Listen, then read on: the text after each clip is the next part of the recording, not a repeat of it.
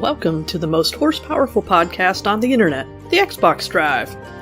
Before we get this show on the road, please take a moment to like, subscribe, and ring that bell on YouTube, and leave a 5-star rating or review on your podcatcher of choice. If you want to continue the conversation after the show, make sure you join the Carpool Gaming Discord. For exclusive content and all the Carpool shows in one simple feed, head over to patreon.com/carpoolgaming. Finally, head over to carpoolgaming.com for all of your merch needs. Now, with all that out of the way, you better buckle up, Buttercup, because it's time for the Xbox Drive. Greater than X.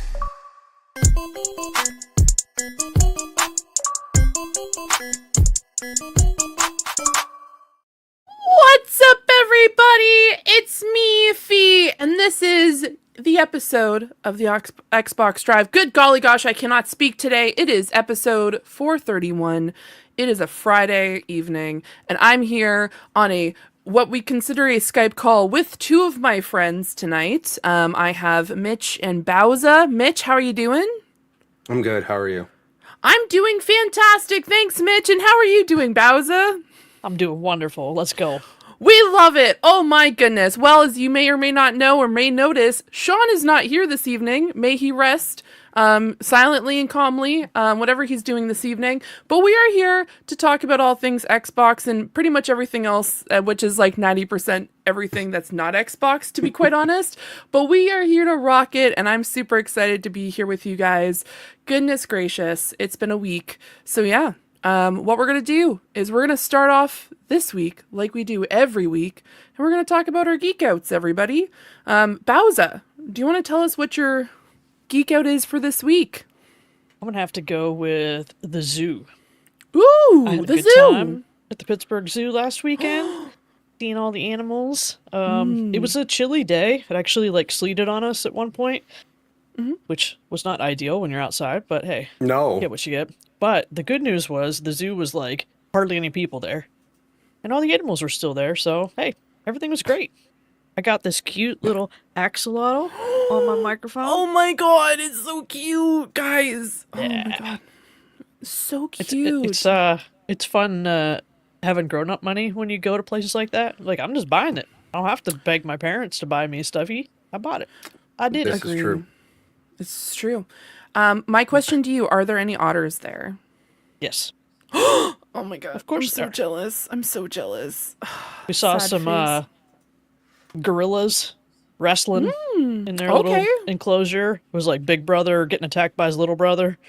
Oh. Big Brother was just trying to chill and rest, and the little brothers came up and just started wrestling him. I'm just go away. Get out of here.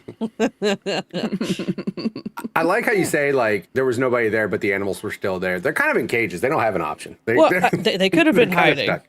True. You know what I mean? There are places they can disappear, but they were out and about. True. And they know too. They come there's a couple different spots to view, say, the cheetahs, and they'll come run past the one, and then they'll go run past the other. They know where the people are.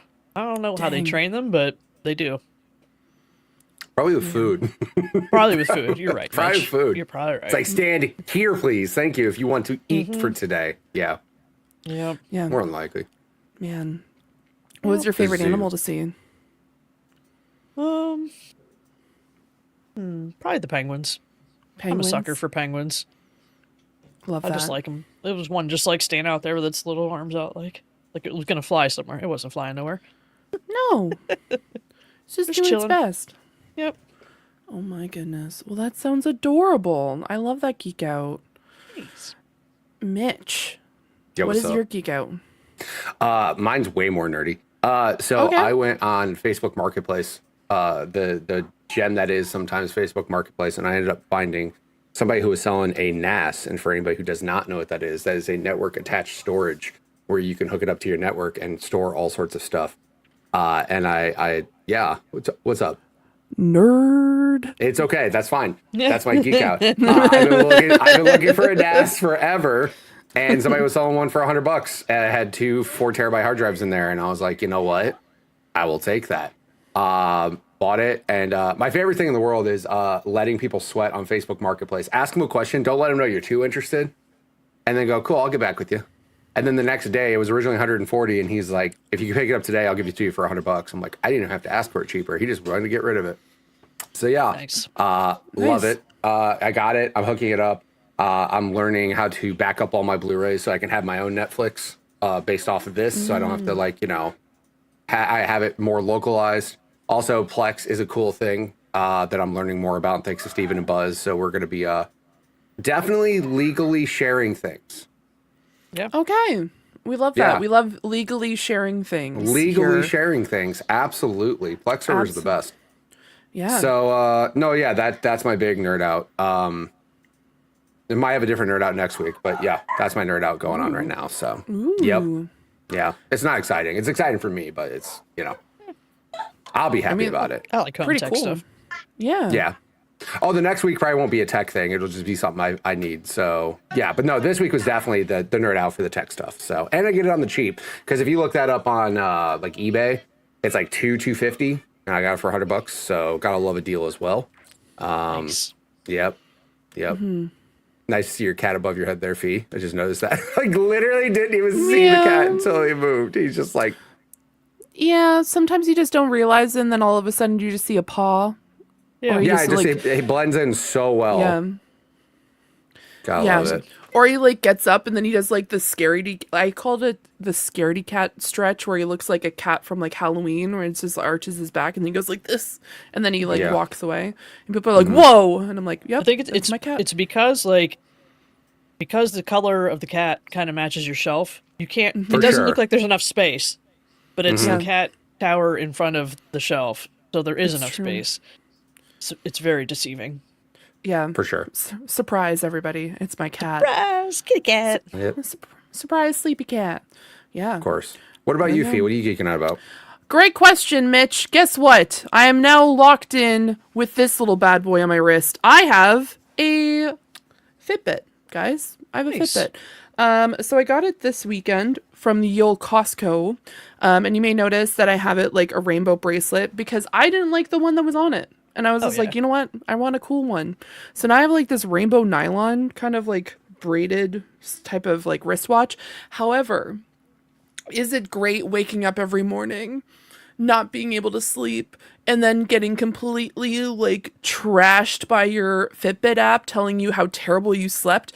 And as someone who runs with a little bit of insomnia, it's just constantly like, hey, you didn't sleep well last night. Your sleep score, not great. Maybe you need to take it easy today. And I'm like, no. And then my app at the end of the day just likes to tell me, it's just like, you didn't really sleep last night, but you were on the go all day. Maybe you need to take a relaxing evening. And I'm like, I don't want to hear from you, Fitbit.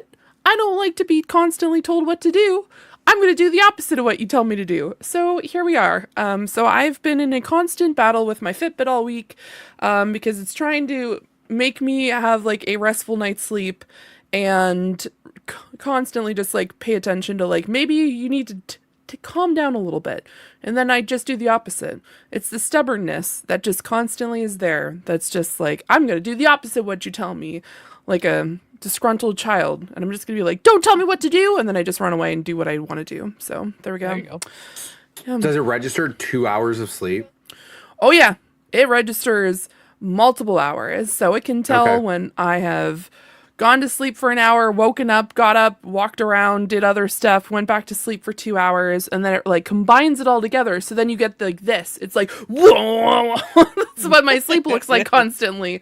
I wish it was like calm, but no, it's just constantly up and down, up and down, up and down. So here we are. There we go. Pretty fun times, guys. Pretty fun times. But obviously you're not too shamed because you don't care. You're not listening to it, telling you to go to bed. I mean, it is nice to get like a good rating. There was a night this week that I ended up sleeping for 10 and a half hours because sometimes that happens. And then it was just like, wow, you got a really high score this evening. And I'm like, thanks. And then, yeah, so it did feel good. But then like, okay, I slept for 10 hours and I still only got like a 92 like score out of 100. I don't know how you what get is that other 100%. 8? Yeah. What am I I've supposed never to figured do? it out. Drugs. You gotta take drugs to go to sleep. Am I supposed to like not never alcohol. move? I can tell you that. No, not alcohol. You No. gotta take that. You gotta take the melatonin. You gotta take that good stuff. You gotta take like I've 8 taken melatonin gummies.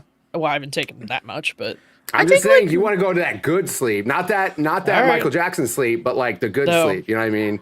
You gotta go good to God. that sleep. Yeah, not that sleep. We don't need a pharmacist and a anesthesiologist here trying to get you to sleep. You know what I mean? Just over the counter stuff. You got to take a lot to overdose on melatonin. I got So you're fine. magnesium. I got magnesium. I don't think that helps you sleep. It does. Does it help you sleep? It does? Yeah. Okay. supposed Yeah. to. Yeah, it's supposed to. I mean, I feel like it does. I don't know. Me and melatonin have a mixed relationship, to say the least. But yeah, that's my geek out. Is just wearing this Fitbit. No, in all honesty, it has been really cool to be able to like kind of register that. I've also been tracking like what I'm eating and stuff, and so being able to track that, and then also all my steps and all the running around I had to do this week. It was kind of nice to be able to see that progress and then not just constantly have my phone on me, that I could just have my watch on. Yes, Mitch? What made you go with the Fitbit instead of like a smartwatch, like an Apple Watch or Samsung Watch? Well, great question, Mitch. It was on sale at Costco, and I am a constant fan of Costco. Also, I stick with like the Google kind of ethos, I guess. I have Google everything, so I just stayed with the Fitbit. I'm also not a huge fan of like the larger like circular ones, like I wish I was, but also I have like really sensitive skin and some like the okay. Fancy, okay, wow, okay, way to shame me on a podcast, everybody. Your reflection was actually showing up in my watch for a second there. That's terrifying, because I can see myself. What? What? It's a reflect. To be clear, it's a reflection. This was my walk I did earlier. It's a reflection. I did not think that you had a live video feed. That would be creepy, dude. Don't do that. That would be Xbox like... Drive is available on smartwatches. Just want to make sure you have that. I would just be like, bye. I don't know if I can Bye, do that if I Felicia. tried. Just walk like this, watching the Xbox Drive. That'd be hilarious. Yeah, guys, be safe when you're watching our podcast on YouTube. But no, that's the only reason why I might like branch out into one of the larger ones in the future. But beyond that point, I'm not used to wearing a watch, guys. I just don't typically wear stuff like that. I always so wore a watch, so getting the smartwatch was the way to go. that makes sense. See, Yep. maybe in the future, maybe in like a year or so, I'm just like, guys, I upgraded. I can now be a part of the Circular Watch Club. But for the time being, no, just me and my little Fitbit, just doing our own thing. That's all. I used to have a Fitbit, but I got annoyed that I couldn't see like notifications and stuff. Like I can see notifications on mine. You can, to an extent. Like it's like certain notifications, and you can only respond to certain ones. But I got mine through my cell phone company because they were doing a deal like it's like $4 a month, and they'll give you a smartwatch for free.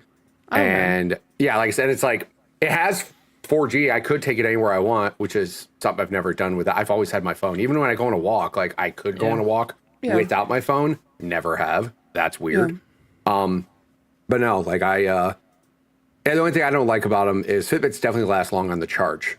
You can charge that thing and it lasts a long time. And my smartwatch, if I'm sitting here, I need to put that on the charger right in front of me, because if I don't, that thing's dead the next day. So Yeah, that would do it. Yeah, because I've only had to charge mine like once, and the only reason why I like decided to charge it, I was just like, I don't want to get my watch wet, so I just charged it while I was away, and then I was just like, I also need time to not wear it, because like I said, my skin's a little sensitive, guys. I was gonna say that nylon also, like I have the rubber thing, because if I have anything fabric and I'm using this at the gym, like no way, I don't want fabric on my wrist when I'm at the gym. Yeah, I would use this like if I was going to the gym and stuff like that. I just wanted to wear this for like regular use, and there was like some other really cute ones that I'm probably gonna get at some point, because I'm like, ooh, I can just switch it out really easily. Mine is from Labyrinth. It's the one that I have tattooed on my leg. Where'd you get that? Nice. Amazon, probably like everything else. Zox, I think is the brand. no. ZOX. They have a bunch of different ones. I'm gonna have to do some investigating, Yeah, because I want some cool ones. mine's But just yeah, you can get all gray. kinds of stuff on Amazon. Like I have other just like random color ones and Yeah. rubber and fabric and all the things. Like Mitch said, if They you're sell, getting like- really sweaty, you want the rubbery ones. But otherwise, I think the fabric's more fun. They have like 10 packs you can buy of like assorted colors, so you can match yeah. stuff if you want. That's what Yeah. I got on mine. I got a pack of 3 just to you go. test them out. So Lucas has one, and then I have one. Yeah. Nice. Welcome to the Fitbit Drive, starring Phoebe Bowser and me. We don't need to talk about Xbox. There we go. It's fine. Everything's fun. What are you talking about? We're having fun talking about technology is fun, guys. I just want to point that out. It is. Tech is really fun. Yeah. See, you called me a nerd. You talked about a Fitbit. Yep. Yep. I mean, I'm a it's hypocrite. okay. It's fine. We're both nerds. I'm a hypocrite. It's fine. It's okay. Speaking of really fit people who walk all the time. Housekeeping. Hey, housekeeping lady, how you doing?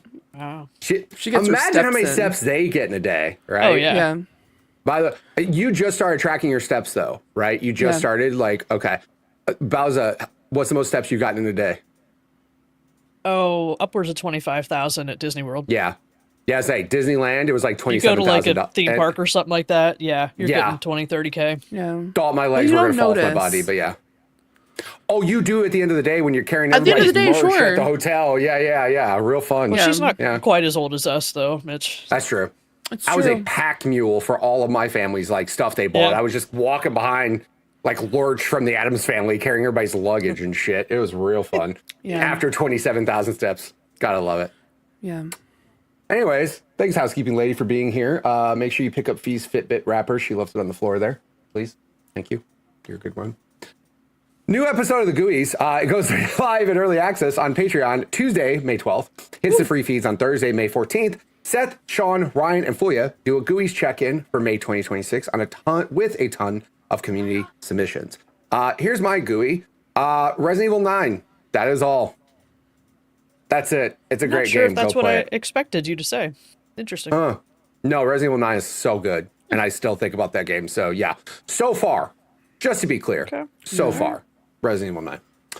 Of course, there's a new episode of the Mini Indie Van is now live on all podcast feeds and YouTube. Fulia had community member Delroy on the show to put together a list of indie games that would be offered on Carpool Gaming's indie game subscription service that we will somehow make happen. Maybe. Not. Yes, Bowser? I don't know. Yes, Bowser. Delroy is the leader of the community video game club called the Backtrackers. That's He does true. a great job at moderating our sessions. There you go. So if we had our own Game Pass for indie games, which by the way, there is an indie game subscription thing that's happening, but I heard about it There's a all kinds of day. bad stuff. Yeah, it was shady, I think. Oh, was it? I think there's No. not great things around that, but Well, never mind then. Just go Yep. ahead and sign up for ours when we make ours eventually, somehow, Yeah, someday. exactly. Yeah. One day, maybe. We're going to put that on the Extra Life tier for like 200K. We'll figure it out. When we hit 200K during Extra Life, we'll have our own indie game subscription. We'll make it happen. We're just going to buy a bunch of games cheap as hell and just give them to everybody who asks. That's how we're going to do it. Of course, other recent Patreon content. Seth's episode of Pants is now live. Amanda's is up next. Of course, there's also a new episode of the Real Carpool Gaming podcast that could literally be anything. So, yeah. And of course, for Patrons podcast featuring Sean and Amanda is available now exclusively on Patreon. They talk about Amanda's experience with the Boston Marathon and how to do hard things and achieve your goals. By the way, Amanda ran a damn marathon. Yeah. I still clap Like- for that because, fast as you know what. yeah. It was like for 3 sure. hours for a marathon. Are you kidding me? I just want to point out, if you gave me 3 hours on a bike, I might not be able to do it. You know what I mean? No, Like, probably I not. don't know. No. Yeah. I don't know if I can do it in my car. Jeez. It has cruise control. I'd get distracted. Yeah, I don't It's even know. okay. Yeah. But of course, make sure you guys check out that so you guys can hear all about Amanda's time with the Boston Marathon. Of course, you can also support the show entirely for free by leaving a quick 5-star review wherever you listen. It helps the show climb the search and get in front of new people, which, by the way, I still haven't left a review. Sean, you don't want me to leave me a review. I will leave you a review, and you will probably not like it. So just throwing it out there. Stop asking me to leave a review. Of course, the current Backtrackers game is Skate Story, which is happening on Saturday, May 30th at 11 a.m. Eastern. Is this on Game Pass? I don't think so. I don't think I'm so. trying to remember. I couldn't remember. I if thought it I was on Game looked Pass when or it was picked, Mm-hmm. and I don't think it is. Skate Story. I think it's probably. I think it's been a cheap game though too, because I think I remember. I don't know if I got a code for that or not. It's not on here, guys. It's not on there. Boo. It's okay. But make sure you guys are there for Saturday, May 30th, so you guys can check that out. And of course, the current Book Crafters theme, judge a book by its cover, read something pretty, which is happening on Saturday, May 16th, which is next Saturday, or this Saturday, depending on when you're listening to it. Fee, show us a pretty book cover. Yeah, sure. This one. I only asked that because you have 17 books right next to you. So this is Ooh, that is pretty. This is Lost in Love Found by Christina Santos. This is all she actually puts the print on there. There's also B on here because it's the first one in the series, and you can see here there's a B on it. With this entire series, depending on what number it is, it has that many B's on it. So it has like for the first one, it has 1 and then 2, 3. This is her actual like special edition. I will not be opening this because there is a art print of what happens in this book, and there is a bookmark that also has the image in it. And I'm not going to show you guys on stream. So there you go. It's not that bad. And then also we have, of course, the sprayed edge version of Onyx Storm, which is the 3rd book in the, oh my goodness, 4th Wing series. We got a sprayed edge. Look at that pretty one, guys. Ooh. And then the one I was really excited about as well is I got this, guys, at a used bookstore, which is Hemlock and Silver by T. Kingfisher. Look at this color. This is That's Xbox awesome. Green, everybody. That is actually I like Xbox that. Green. Big fan of that. Huge fan. We love it. We love books. So many books. I don't have physical, but I'm For reading those that Kingdom can of read. Claw. Yeah. Kingdom of Claw by Demi Winters on the recommendation of One Fee. Mm-hmm. So, second book in the Ashen series. Might have got a little spicy last night. Ooh. Yeah, there's some spice in I'm that with one. Tapeworm. I like books with pictures. Me too. Yep. I mean, this book has a photo in it, but there you I'm go. good. See? Yeah, I know. I have a book. me just- Funny enough, I have one book, and it's right there. I have a book. I just haven't read it yet, actually. It's kind of funny, but it's okay. Don't worry about it. I'll read it one day when I can learn to read. We'll figure it out. You get the Animal Crossing manga pictures. Oh, Cute. hold on. But do they speak in actual, like, or is it, is it that? Because that would You be think hilarious. Actual if it- words. There's actual No, words. you have to decipher it. You have to make it up Okay. in your head. What is this? Chance of Sonar? You have to like have a journal and you Yeah. have to figure out what's going on. Or, You have like a codec Tunic? next to you to try to figure. Yeah, he's like tunic. You're like, what is this language? I don't know what it means. You know what I Yeah. mean? But yeah, so that's it. Thank true. you for showing us the pretty book. I appreciate it. And You're welcome. I'm pretty sure that's it. Housekeeping. Leave. get out. Get the. All right, sorry. Fee. Oh, I'm sorry. I thought it was your neighbor downstairs that was yelling. I'm sorry, Fee. My bad. No. There's some stuff happening, and I might have to go check that out in a minute, guys. I'm not gonna lie. Yes, Bowser, you were gonna say something to me. Fee, have you been playing any video games lately? Bowser, thank you for asking. Goodness gracious, guys, I am close to the frickin' finish line of Tiny Bookshop, and I could not be more excited. I can feel it in my bones. There is a specific situation that's going on, and now I have like 10 quests that I have to complete, and I'm like, by the end of these 10 quests, I can tell I'm gonna be finished this game, and then I can put it on my bookshelf for, no pun intended, for a little bit, so I can play The Night is Grey, so I can go and play freaking Vampire Crawlers and Heck yeah. Quarantine Zone, and I can play the games that I want to play solo, and I can just not have to just like look at my screen and be like, I wish I could be able, I can play games, blah, blah, blah, blah. No, but I'm okay. For context, I have gotten to spring. I'm mid-spring in Tiny Bookshop if you are interested in where I am currently. And I've been going through quite a bit in the game. I've been unlocking quite a few different instances and what's going on. But right now, I don't want to spoil what is going on in the book, like the actual game. But there is a potential that we make, I guess, like a more permanent residence, if you will. So we'll talk about that at some point. But yeah, I'm really excited. I will say I think I'm gonna miss it once it's done because it's been just so many books sold. But yeah, I was getting to a point where I was kind of concerned that we weren't going to get as much momentum. I can see that there's going to be some quests that I would need to continue playing the game to be able to complete the entire game, like to get 100%, because one of them is just like you have to sell all of the books during a specific event, and I'm like, why? Like do you you have to sell all mean? what do you mean? You have to sell all the books on the bookshelf. So I had like 98 books on my bookshelf, and it's just like you have to sell every single one of them to be able to get this achievement. And I'm like, there's no shot. I'm not going to stress myself out over this. So what's a strat? Do you just like show up with 5 books in your bookshelf and? So I think the strat is specifically having items that boost that particular book at the market. And then what you do is you also have to take the ones that are the most popular and then take a very reduced amount for the others. But even then, it's not guaranteed. So it's just really, I'm curious how it's going to go. Maybe if you end up taking like some other items, you could probably just sell all crime books or something. But yeah, I'm curious to see how it ends. I will say I will miss the characters. It's kind of nice. I come from a small town like that where everyone's kind of in your own business. Everyone's business is their business. So I just honestly we'll miss it. It's very kind of almost nostalgic for me. And also being able to talk about book recommendations. I think also one of the best things about it is I have been streaming it the entire time, and most of the time I do have Kay joining me. So Kay and I get very heated and spicy when we're on my stream. Kay gets more spicy than I do. I don't know what you're talking about. I don't know what happened. At one point I was told I had to leave my own stream. That was really fun. So I just sat at my desk looking away, just being like, don't know what's going on. But then I came back and there was a bunch of people blushing and I got some subs, which I really appreciated. So it was pretty interesting to say the least. But yeah, I'm excited to get to the next game. The next game is going to be probably I'm going to stream the entire thing in one sitting because it is 7.5 hours to complete.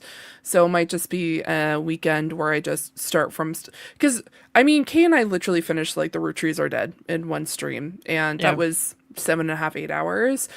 So I think it's manageable. I just need to be smart about it. But then after that, it's the world is my oyster, everyone, and I will be playing all the solo games. Maybe I just tell my boss like, hey, I'm taking like a few days off. I'm just going to be playing video games when she asks, like, because she always asks like, oh, what are you going to be doing on your time off? And I'm going to be like, video games. None of your business.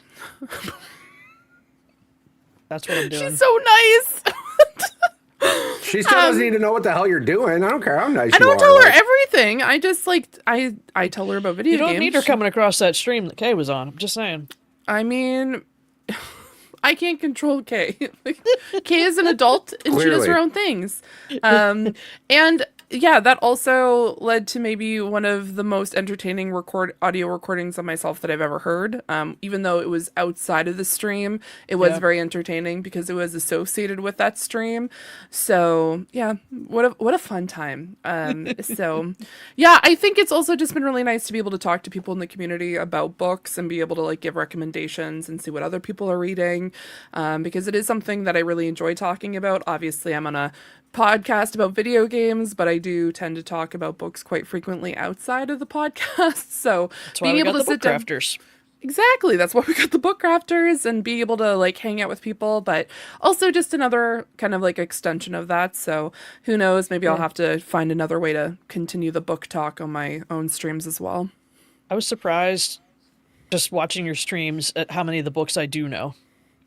Because I've read a decent number of books, but I always think, I'm not a real bookie, you know, like, I don't know. I'm not that into it, but then, like, all these books you're trying to sell, I'm like, oh, I know what that is. I know what that is. I know what that is. I was like, maybe I do know books. Yeah. Honestly, I'm going to say it right now. I think Stephen King owes me a little bit because I've been really pushing the stand on everybody. Like, nice. You like sci-fi? You get the stand. Oh, you want a really long book? You get the stand. Oh, you want a really big epic, like, type of, like, sci-fi or, like, tragedy? You want to read The Stand? Because The Stand exists, and every time there's always The Stand. So, Stand by Stephen King. Never read it. There you go. But goodness gracious, maybe do I push push that that book? Maybe you should at this point. I feel like I need to. Getting a kickback from Stephen King now when you started recommending it to everybody. That'd be nice. Everyone is getting Stephen King in that town. So Booksonbury's really a huge just Stephen King fan base right now, and with The Stand. Some people own multiple copies of it at this point. Sorry, nice. Not sorry, Fern. Fern really deserves it. Who comes into a bookshop and says, I love fantasy, but I don't want magic at all, and I only want sci-fi, and I only want it this way. And I'm like, Fern, you are a difficult person to sell to. You're getting The Stand for the 15th time, and every day I feel like people are going, like those, what is it, the Men in Black, like, like the light up. I feel like every day that's what happens, because every day I sell them the stand, and every day they're like, "This is fantastic," and I'm like, "It is." We all want that. We all want to be able to forget the books that we've read. Like, I would love to forget the Hunger Games and reread it. Yes, if I could reread many other games, Yeah, if I could reread like things like the regular Witches book, definitely. Yeah. Oh my god! Or like the Seven Husbands of Evelyn Hugo, absolutely. Goodness gracious! Or even like The Road of Bones, like reading that for the first time again, I would really appreciate it. So yeah, The Neuralizer. Thank you so much, Mandarin in the chat, for shouting that out. But yeah, so I played that last night, guys. I talk about Kay quite often. She is one of my best friends. But every time I play games with her, a new game, sometimes I feel like she's out to get me. And you want to know the reason why? Because she decided to pick a game called In Sync. Not NSYNC, like it's going to be May. It is a first-person escape room game. And let me underline, guys, it is in first person. Boy, howdy. Is it in first person? And so last night we start up this game and I'm like, oh, I know what's going to happen here. Oh, I know what's going to happen here. So I started it up and I know Kay said she was sorry and I get it. It was very funny. But we started playing it and boy, howdy, can you whip that camera around like it's nobody's business. And boy, howdy, did I, like, there was one point, guys, and it's not a spoiler, but I was standing quite literally, funny enough, on a pirate ship, and I'm like, Kay, I can't do this anymore. I don't know if I've ever felt this sick playing a video game, and I need to stop. And she's just like, how about I just stand in place and I just read stuff to you, and you just take notes? And I'm like, sounds great. So I'm just sitting there with my little, like, sticky notes, just writing down information, coming up with information, and then I'm just like, Kay, I'm done. I'm done. However, I will say one of the most entertaining portions of that stream was when I realized I mentioned the fact that it was in first person, and then Kay's just like, yeah, like, I didn't realize that it was in first person, and I'm like, man, I should just go wake up Lucas. And then Kay got quiet, and she's just like, are you just going to leave me to play this game with Lucas? And I'm like, no, Kay, I'm going to wake him up so he can play this game with you and I don't have to be shackled to this. Like, what do you mean? What do you mean? I'm happy that I'm not the only person. I see Crispy's Travel Adventures in the chat saying that they also get motion sick while playing video games. I am happy I am not the only one. Because boy, howdy. Sorry for all of you. It is a bummer. It sounds like it. Yeah, especially when it goes outside of the realm of first person and it's a game that you think that it's not going to cause problems, and then you're like, I actually can't play this. This is why I can't play which I don't even remember the game. It was a game that I played a while ago. I'll figure it out. It'll probably come back to me. Never. Absolutely. There's one stream of me playing Apex, and that is the only time I will ever play that game. And it did not go well for me. So, goodness gracious. But yeah, I think those are the only games that I played this week, which was Little Bookshop, Tiny Bookshop, and then In Sync. And then I guess, of course, Wordle, because we have an epic match going on in Wordle on the Discord, guys. Every single day, I try to get number one, and every day I constantly fail, and I always fall behind.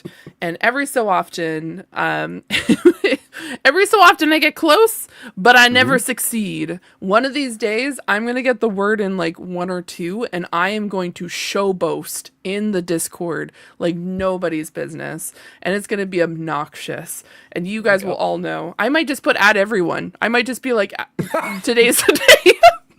Today is the day. Fiona finally achieved it. So who knows? She uses her mod privileges to the max and adds everyone in every Discord. All of them. All the channels that are in there. She's like, add everyone. Guess what I did? And then she's going to have her geek out for the show. It's going to be like, I beat the whole Discord in Wordle. I'm the winner. Thank you very much. Yeah. Show a poster like this, a little thing like this. It has the date. Yeah. We'll get that printed out for you. Maybe I just get a banner, like one of those like large Leslie Note banners, and just click a button, and then it's just like I beat everyone at Wordle. This You needs can to hit a happen button, now. a banner will drop, confetti will go off, your cat will be scared to death. It'll be great. Absolutely. And it's going to be a fantastic day on that podcast when I showboast about my epic win in Wordle. Good Thanks. Lord. Yeah. That's not better than me showboating, though, at other games. It's fine. I approve it. That's fair. And on that topic, and on staying on that trend, Mitch, how's your gaming experiences going on this week? Well, so as far as it goes, let's talk about the games that I played over the weekend stream. I played Call of Duty. That game can go to hell this weekend. I didn't have a damn bit of fun playing that game. Sorry. I am officially, here's what I'll say. I really love playing games with my friends. And right now, speaking of like the gaming slumps, we're kind of in a slump with games that all of us enjoy. Because, example, I don't mind Warzone, but then Dame doesn't like Warzone. And then a lot of them are playing Slay the Spire too, and I am not. And then there's like, everybody's got their own games that I love Apex, and they don't give a shit about Apex. So it's like, everybody's got their own games, and we're still trying to figure it out. Battlefield might get us back in. There was an update I saw for Battlefield that I was like, okay, keep talking, because right now COD was, let's just say, not a fun experience this weekend. What continues to be a fun experience, though, that we can all agree on is Super Battle Golf. That game is still rad. Everybody should play it. Here's what I will say. I would love to get a community game for that, because the only thing I will say that I feel bad about Super Battle Golf is I want to play it with people I know so we can have a lot of fun in Discord, but I feel like 3 is too few of people to play.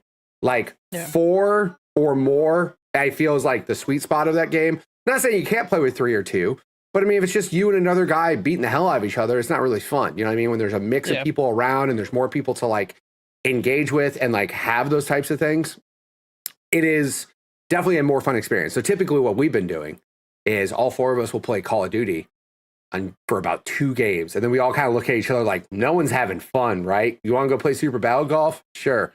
So that game, though, is a lot of fun. I do recommend it. I definitely would like to, like I said, get a community game going. I might even throw it out there on this Sunday on my stream. If people are available and they want to play Super Battle Golf, me and my buddies, we can all get into a game and just have some chaos. But I definitely want to have a game of like 8 or 16 or however many, what the max number of players in that game is. I want to see it. I had 5. We did 5 one time, and it was a blast. And I want to continue to play that game. So if you guys are there and you guys are interested, feel free to swing by. Maybe this Sunday I'll put out a call and see if people are available to play. What's up, Unfortunately, it is Mother's Day on Sunday. Oh, yeah, that's right. I forgot. Let's shoot for next weekend, huh? Sure. Yep. Cool. Let's shoot for next weekend. So yeah, we'll do that. Funny enough, I got Mother's Day gifts for Jen and everything, and like totally slipped my mind. It's fine. Thanks for the reminder. Big preach. But one game I am having a whole lot of fun with, that I did play some, is Apex. Now you might say, Mitch, you always have fun playing Apex. Why are you so excited to play Apex? And that's because for the first time in a year, they put out a new character. Her name is Axel, and she is awesome. She has this insane ability of, basically her like ability is she has the ability to slide better than any other character in the game. And you might say like, that sounds weird. The movement this character has is insane. Her abilities make the game literally totally different with how it can be played now. And I feel she is hella overpowered, and I feel she will more than likely catch some sort of nerf. She's going to get nerfed. She has to. I will say her ultimate, though, is not overpowered, which is great. Her ultimate is actually, I feel, kind of like, it's okay. But her like tactical, her actual normal ability, she puts a little disc on the ground that everybody gets fast sliding with. However, you can also use that ability to get away from people if you're about to die. You can use that ability to get in the middle of a fight if you do, say if you knock somebody and you want to get in there to finish the fight. Her movement is insane. Her ability lets every character have that same kind of fast movement. And if you play wild card where you get to choose more than one of the same character in a game, it is insanity. There's just those things everywhere. People are just zipping all over the map. And It's just really fun. And it's weird to think that Apex hasn't had a new character in a year. But at the same time, I'm very glad that they didn't, because when they come out with some of these new characters that have like these crazy abilities, you start looking at some of the other legends going, they suck. Like, I don't want to play as these old people because they're old and these new people have better this, and this. So for like the last year, instead of coming out with new characters every season or half season, they've been actually like redoing characters to make the old ones better. And I actually appreciate that, because you don't need to like make all new characters. We already have all these skins. We love these characters. We love their lore, like all this stuff. It's like, just give me a better version of Octane, Lifeline, Fuse, whatever. Right. My dogs are going insane right now, and I apologize if you can hear them. But overall, like, I'm really happy that the new character is here. They're already talking about reworking Bloodhound, which is like the half season update, or like the next season they're going to update him. And like, this new character is just really fun. And when Apex is fun, it's awesome. I am having fun in Wildcard. I'm not going to say I miss playing ranked, but I do want to get back into BR, simply because there's a whole, like, and Bowser can attest to this, there's a whole list of things that you don't experience if all you play is Wildcard. If you play Wildcard by itself, yes, it is easier. It is a easier experience to get into. You can have more fun because you can get more action. You can come back. You revive in that mode. Whereas in Battle Royale, you don't. But there's a whole list of things that characters can do that you don't experience if you play Wildcard. Like, there's a whole new, like, there's literally abilities that are just not available because of the way Wildcard plays. They don't have these upgradable abilities like they do in the BR. So I do want to kind of get playing the BR again a little bit. Do I want to play ranked? To an extent. I just don't want to get to the point where I get angry playing the game again, because that's why I stopped playing ranked to begin with. Yes, Fee. Yeah, Mitch. There's been something I wanted to tell you for a little bit. So I just want to let you know. So every so often, have you ever seen like those YouTube videos and it's this like video game trivia? Yes. Okay, cool. So one night I was playing one of those with Lucas, and they did ones, and it was this like, out of like these 10 particular like, it was like 10 questions each, and one of them was about like death screens, essentially the screen that pops up when someone dies. And there was one, and it said squad death. And I was just like, oh, like it comes up as, squad elimination. And I'm like, that is from Apex. And I know it because I watched Mitch's stream. And that was, I'm like, I was one of the only ones I knew. But I was just like, I know that one because of Mitch. And I'm like, yeah. Aww. Not saying because you're not good at the game. But I was just like. No, I get it. I get what you're saying.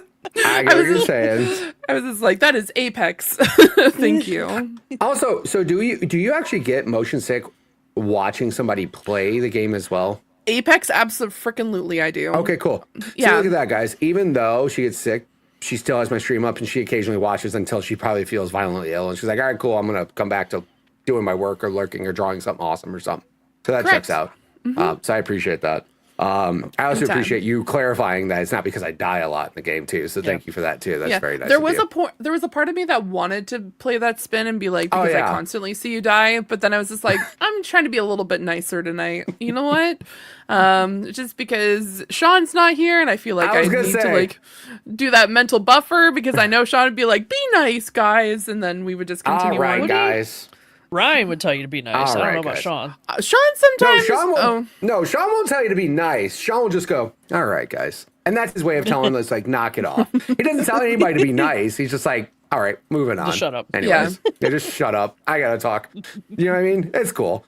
But no, like I said, Apex is a lot of fun. I definitely will be playing it more this weekend. I actually already got the 4K 20. So that was the fun thing, too. All the other characters, I want to get 4K damage and 20 kills. That's like the badges that are like badges of honor, which in Wildcard, if I have to be honest, ever since Wildcard came out, those badges mean a whole lot less now. Yep. Like a whole lot less. I have some of them. If you had them in BR, you were like, oh my God, because you killed 20 people that don't respawn all the time. And that's a lot. And that's like, you're ruining the lobby. And that's like, you're really good at the game. And now they don't mean as much. However, it's still not terribly easy to get 20 kills depending on the character you play as. So, I mean, it's still, in my opinion, I still am proud of them. But also, there's definitely a whole part of the community that's like, your 4K 20s don't mean shit because you did them in Wildcard. I will tell you, if there was a wild card only version of those badges, I would be 100% okay and acceptable with that. They actually did have a 20 kill badge that was for when they had the solo mode. They did have a 20 kill solo badge. So, I mean, that's a little bit different because, again, it is everybody against everybody. So, I mean, there's, more people to fight and stuff. So I was kind of surprised they never did that. But, oh, well, I got my 4K 20 with Axel. It took me like 6 games because I was playing her movement. And I was like, this is going to be real fun. And I was doing some clips already. And I'm like, yeah, I want to keep playing as her. She's super fun. So, and again, guys, go check it out. Apex is cool and it's free. And you can try out the new legend. What else was in Apex when you started up the game for the season? Aw. Yeah. Okay, so one thing that I saw and I immediately got all like sad and I was like, oh, they're amazing for doing this. There was a tribute to Vince Zampella because Vince Zampella died last year. He is one of the co-creators. He is one of the founders of Respawn, which made Apex Legends as well as Jedi Fallen Order. They also created Titanfall, which is one of my favorite games ever made. And he was also one of the lead directors of the original Call of Duty Modern Warfare, which, by the way, that game literally changed a lot in the whole first-person landscape. So without Call of Duty being what it was, we would probably not have some of the games we have now. But basically, at the beginning of the game, there was a nice little tribute to Vince Zampella. Blisk, who's one of the in-game characters who talks about the Apex games, had this like nice speech mentioning him. And then there was a badge, just like the 4K 20 badges I was talking about. There's a badge in the game that has like, basically it's a picture of like a pilot with a Titan. And it talks about how Vince will always be a Titan. And I was just like, aw. So I made sure I actually put that on every one of my characters because that guy literally, without that dude being as influential as he was in gaming, I would not have some of my favorite games of all time. So shout out to Vince Zampella. Sad that dude passed away. But yeah, that was a very cool tribute that they did for him. Yeah. Very happy that they did that for him. Even like Battlefield did a similar thing. They didn't do like a badge, but like Battlefield had this whole thing because like also the newest Battlefield game, he got put in charge of. Like when Battlefield was down in the dumps and they were like, we need Battlefield to come back, Vince, go fix Battlefield. And he did, because this last Battlefield kicked so much ass. So like, yeah, that guy, pretty much everything he touched was gold. And also like the Jedi Fallen Order games, he was, again, he was a big part of those, making sure that those were good. Like that dude made such gold games. So shout out to Vince Zampella and shout out to Apex for putting that badge in the game because I'm very happy that they did that for him. Yep, that's pretty cool. Yep. Very cool. And that's all I played. Bowser, what about you? Well, I also played a fair bit of Apex, also trying out the new character Axel. I think I said before she actually released, I need her knee because mine is trash and a wheel would be way better than what I have right now. So if anybody knows how to do that, that'd be great. I'll take it. What else? I'm still just chugging away on vampire crawlers. I'm kind of at the point now where like I just need to get some power-ups, so I'm going back to some previous levels and collecting coins and boosting up my character a bit and just trying out all the different characters because like I've been unlocking them and just not trying them. Like I find one that I like and I stick with it for a while, so trying to see what all I can do now. And then the last thing I've been playing is Saros. It's a good game. And I'm excited to talk to Sean about it. Maybe next week we'll get into it. But this is very much Returnal 2. It's not really like tied to Returnal. Like you don't need to play Returnal to play this, but it feels like Returnal, but better. Yeah. It's a little more accessible. You actually have a skill tree, so when you come back, you have some currency that you've collected, and you can spend all your things on your skill tree. Yeah, and you can skip areas. So, like, I went through the first area. First of all, once you get to the first boss, you can then kind of skip part of the first area and get to the boss quicker. And then once you beat that boss, you can just go straight to the second area each time you die, which is nice. You don't have to play through everything. Like Returnal, it was like groups of 3. Like biomes 1, 2, and 3, you had to play through all, and then 4, 5, and 6. So that made it really tough when you were like, I'm in the 3rd biome or the 6th one, I got to play a bunch of stuff to get there. So it made it a little bit nicer there. I'm at the second area, I've made it to the boss a couple times. You have to do a fair bit in the second area before you can get to the boss. I haven't unlocked a shortcut thing. I don't know if there's not one or if I just missed it or what's going on. But I'm not getting to the second boss with a full health, just making it a bit more challenging. So I'll keep working on it. Maybe just keep unlocking my skill tree. That always helps. So having a good time. It's a beautiful game. The story's more in your face than Returnal. Returnal was like, Celine would kind of say things every now and then, and you get some audio logs. Like a few times throughout the game, you'd get some cutscenes or like some little interactive things in this house, but it was more of just like collected things, pieces of lore. Whereas in this one, there's like other characters talking to you. I'm trying to find one now in the second area. Like, where's this guy at? So, yeah, more up front, in your face story stuff. And like I said, more accessible, which is nice. I love to see that because it's cool. It's a bullet hell game. You just like always be moving. That's the rule. Always be running around. Always be dashing. Good stuff until you dash and fall into the pit, because that never happens. Not at Never all. at all. Nope. Never. No. And I said, God, I'm stupid. And Green Jeans just looks at me. Yeah, I just died. No. For no good reason. Does he? Please tell me he disagrees. He doesn't say. He doesn't go, yeah, you I are. mean, Like, he does not say, yeah, you are. okay, that's good. That's good. Yeah. Okay, good. He doesn't outwardly agree, so that's good. He just scolds you when you have a good time playing as Axel in Apex and you have lots of laughs and stuff. Yeah. It's like, you're like really loud when you're playing games with people. You're like loud. Yeah. Sorry, it's called Joy. My bad. Yeah. Like, It's all right. Whoa. This is fun. Well, having the big So headset sorry. on doesn't help, like, because I can't Yeah, hear for sure. myself. So, yes, I get loud. you pay taxes. You can be as loud as you want in your own home. Come on. Yeah. Come on. That's fine. Yeah. yeah. I think that's it. Saros, Apex, Vampire Crawlers. Which leads Good to stuff. the topic of the week on gaming funk slash slumps and whatever you want to call it. Because I kind of feel like I've been in one. I was off work a day this week. Wasn't feeling great, and I didn't play anything. Well, I played a little bit of solitaire. That was about it. So why did I not want to play video games? Mitch, I'm pretty sure you have a good theory as to why I wasn't into playing video games. You want to share with the class? Yes, because I will have that same thing. I think everybody does. When you know a game is coming out that you're going to freak out about and lose your mind over, and you just don't want any other games other than that game, you just don't give a shit to play anything else. Forza comes out for her next Friday, and she just wants Forza Horizon 6. And I get it. Everybody has that game, right? Everyone has that game where they're like, this game is coming out on this day. It's super close, and no other game seems fun to play. No other game seems worth turning on, because the only thing you want is you just want Forza Horizon 6, especially when you know other people are actively playing it and talking about actively playing it behind the scenes. Yeah. You're just like, this game sucks. I don't want to waste my time. And it's, again, here's the worst part. It doesn't suck. Yeah. It just sucks because you know this other game is coming out. When GTA 6 comes out this year for I don't even know how long it's going to be, but I'm just going to be staring at every game going, I just want GTA 6 in my hands. Like, I don't care about whatever the hell you guys are talking about. Could I just have this game, please? And I think everybody goes through that. But like right now for Bowser, she's down bad right now, guys. She really wants that damn game in her hands right now. That's a theory.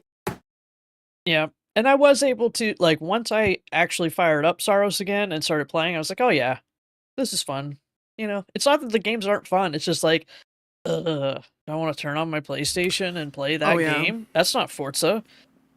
I know, turning on that PlayStation is just a nightmare, right? And then oh my God. someone suggested to play Forza Horizon 5, and I'm like, I don't want to get burnt out on Forza Horizon before the new one comes out. Like, I don't want to touch them. I don't want to do that.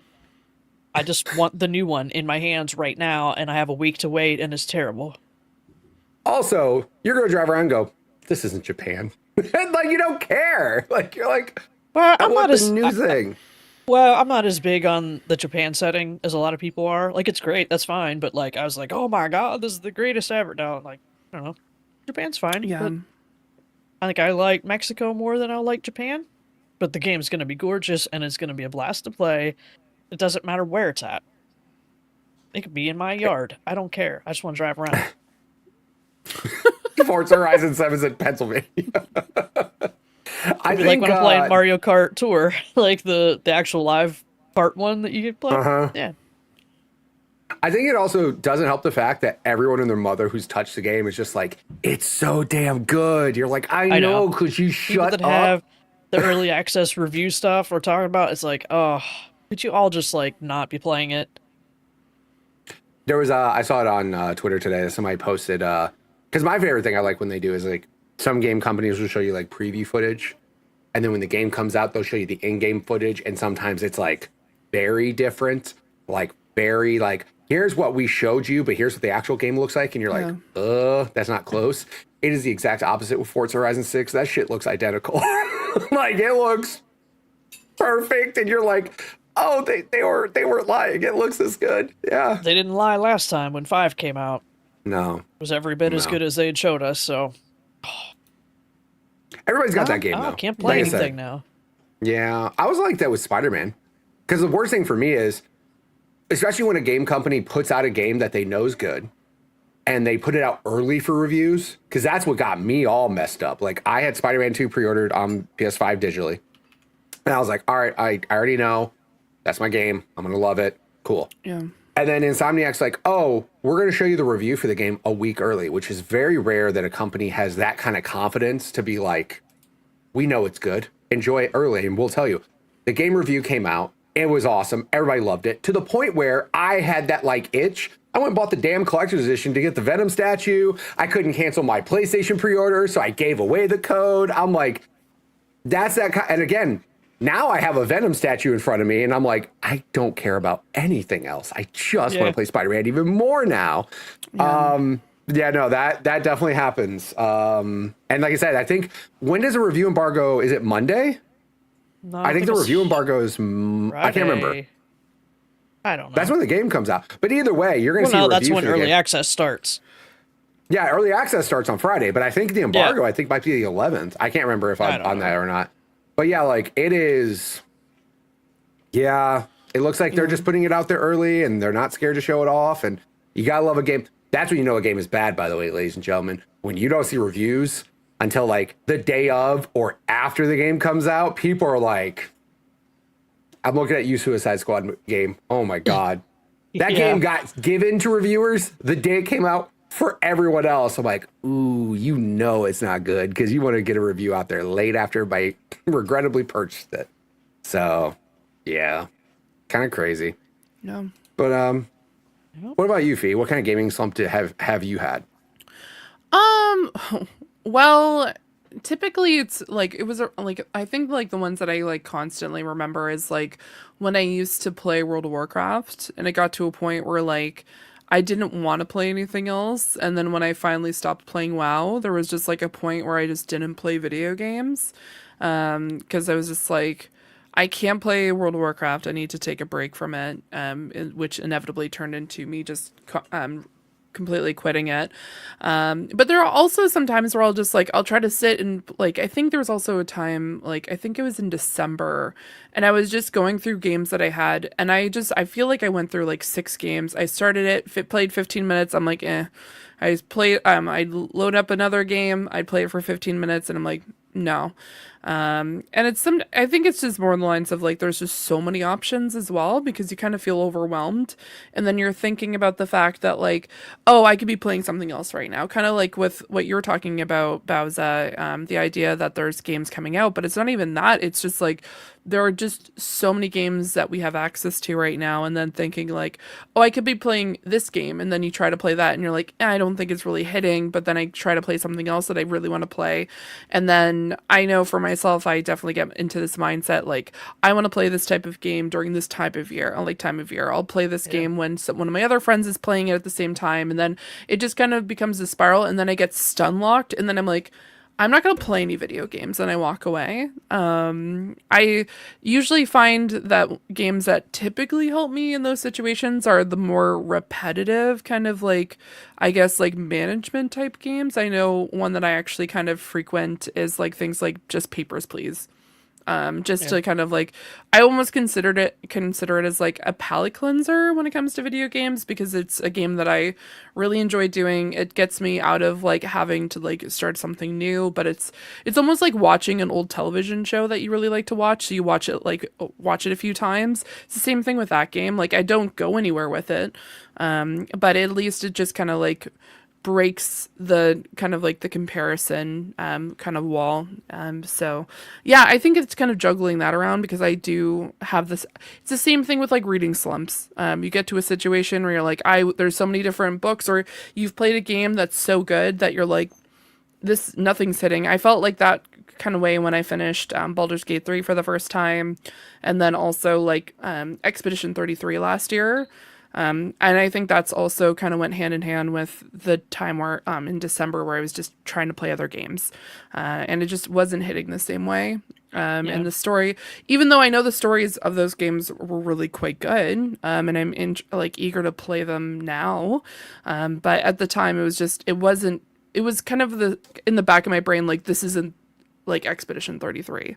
This isn't the game I was playing. And even though the story was there and some of the storylines were like really in depth, I'm like, no, I can't continue with this. So it's a bummer.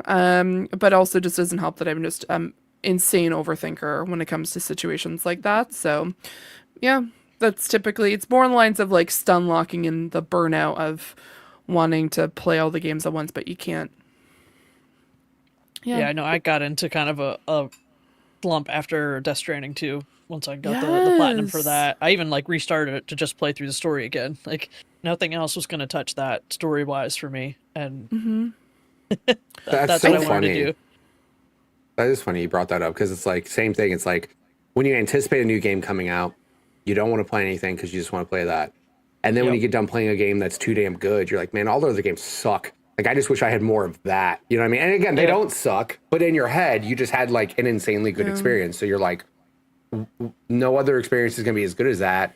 Why would I play something else? I've had it a couple times. And it's mostly obviously with single player stuff, right? Because obviously the live service games just keep going, right? But it's all like the single player stuff. You're like, damn, now what do I do? I platinum, especially when you platinum a game, you're like, I'm done. Like, I have done everything in this damn game. Now what do I do? So. Yeah, I feel like I felt that way quite significantly when it came to like Final Fantasy 14. When I finished Shadowbringers, and then especially with Endwalker, getting to those end quests, and obviously I'm not going to do any spoilers here, but the impact that Endwalker had on me, I remember just sitting there crying. And then I couldn't play really anything else after that for like a few days. Like, yeah, I was playing around in Final Fantasy 14 because everyone's just like, we gotta do raid content now. And I'm just like, okay, I'll do raid content, I guess. And then, yeah, but no, I think when the story has such an impact where you can't like get away from that out of your brain, like you can't push it out of your brain to be able to enjoy something else, it's quite significant. It's the same way, like you see this all the time, at least for myself, on things like book talk and like people talking about like a reading slump is like you've read such a good book that now it's difficult to start a new book. It's the same thing with video games. It's a situation where like you're just constantly thinking of what happened in the game you played, and then it's never ending. So yeah, it's tough. It's a tough time to get out. It's tough to get out of, guys. Yeah. I think another thing that'll happen to me is I'll play a lot of games that are like similar, like the same type of game, the same genre, and I'll be like, oh, I'll get to a point where like all of these are the same. I do the same with books. Like I'll find a type of book that I really like, and I'll read a bunch of them, and then be like, they're all the same.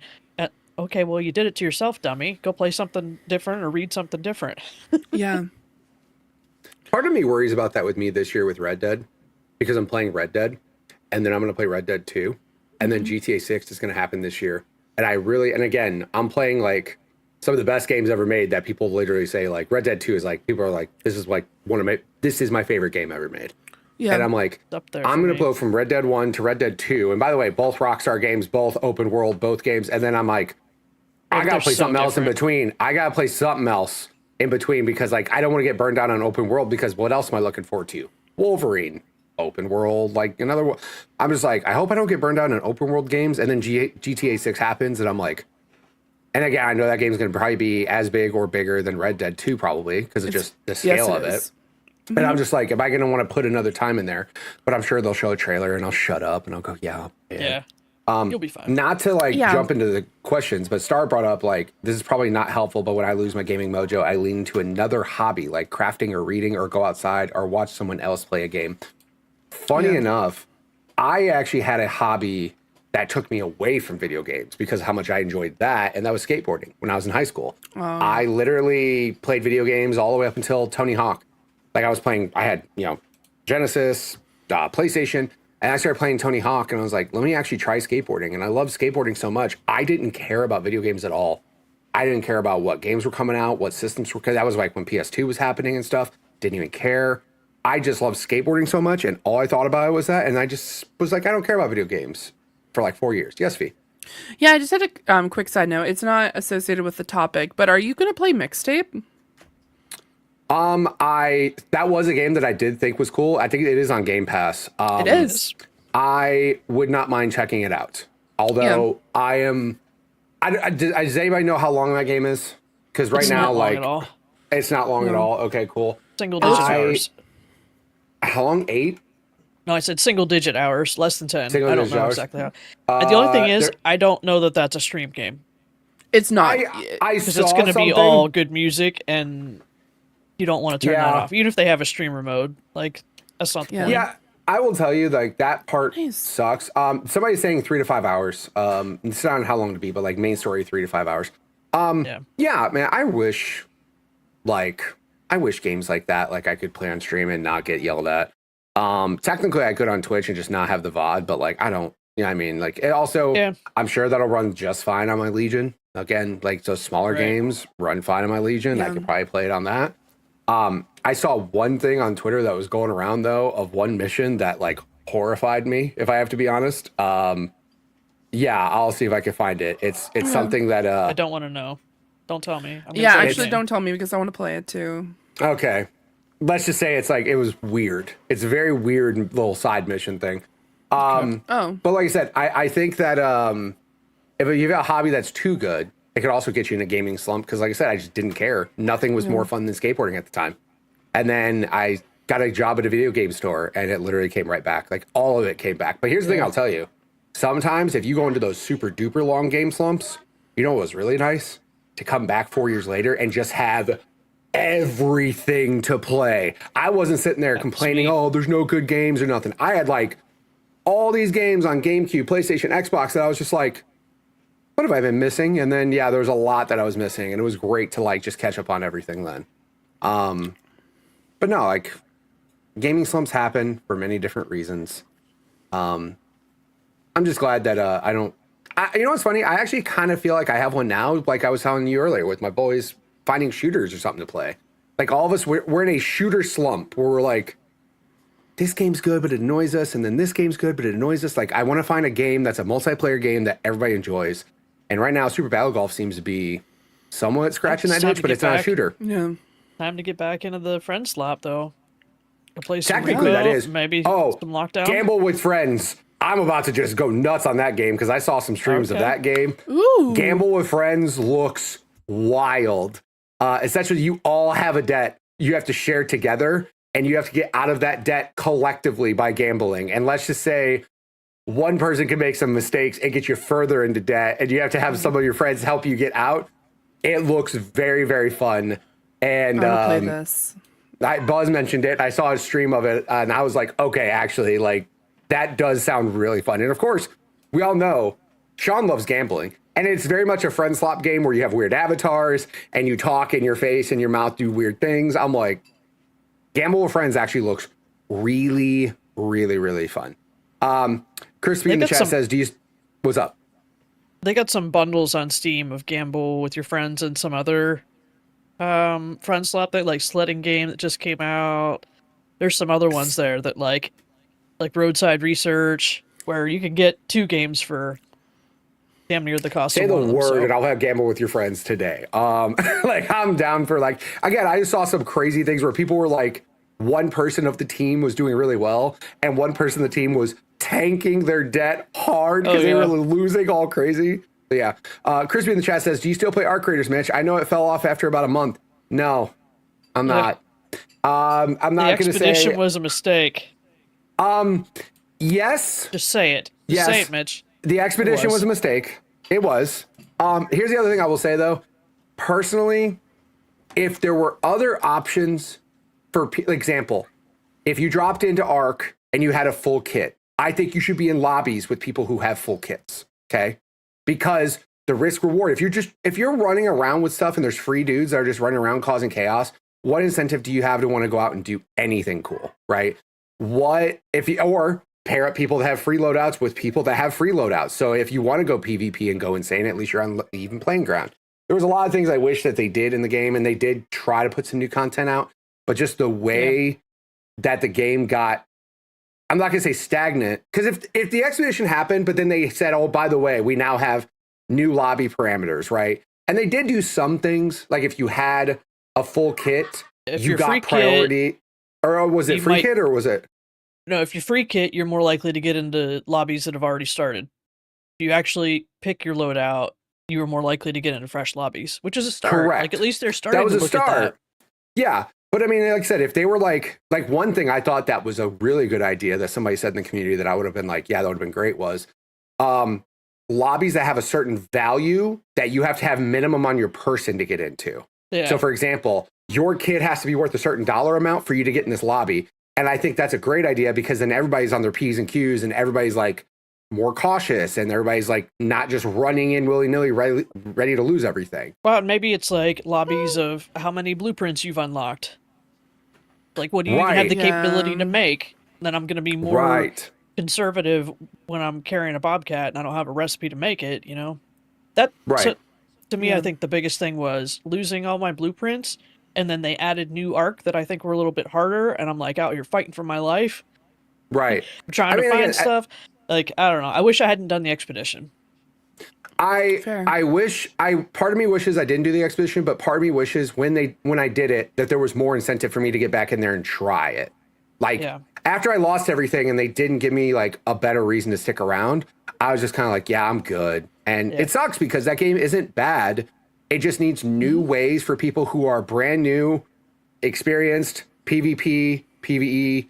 Like, it just needs different ways to get those people in the same lobbies to make the game more tuned for their particular playstyle. That's all. Because like I said, it sucked going in there with a kit and then some free loadout dude's just running at you with grenades that he found on the ground. And he doesn't care. It's like, no, how about me and you get into a lobby and you have as much valuable stuff as I do, and we'll see how everybody acts when everybody has something to lose. You know what I mean? I mean, and there's always the skill issue too. This is another reason why I fell off of games like Sea of Thieves. You got somebody that's out there like streaming Sea of Thieves 6 hours a day, every day of the week. They're a full-time streamer, showing up in my lobby and wrecking me in 3 seconds. Well, I don't have the reps. I have another job that I have to do, and I want to play a few hours of Sea of Thieves on the weekend. Like, it's just tough. Yeah. So I will say I still feel I got my money's worth. I still feel I had a fun time playing it. I won't crap on it. Again, if they make some changes, could I get back into it? Absolutely. But it would take I could see myself getting back into it, even without like big changes. Like, they've added up, they have a whole new map. There's new things to do. Like, it's just a matter of, do I want to put in the time to get all these blueprints back and actually be well suited to the game? Yeah. Those people that play it nonstop. I mean, I still have a buddy of mine who's like, you want to play some Ark? I'm like, bro, I haven't played Ark since the expedition. He's like, a new one's about to happen. I'm like, cool. I don't care. Like, I have no reason to want to go back and do it again, but there could be stuff we could see, but yeah. Maybe it'll pull us out of a funk someday. You never know. That'd be great. Never know. All right, we've got some community submissions about gaming slumps, and I have been dying all day to click one. Because the one and only $2 Hero wrote in and says, please remain unspoiled and uncover my go-to solution to get out of a gaming funk live on the show. And let's see what's in there. Just play Neon White. Now I'm disappointed. I should have seen that coming 10 miles away, and I did not. Oh, you were talking about you Seth? didn't see that thing. Got it. Oh, yeah, I didn't click the spoiler.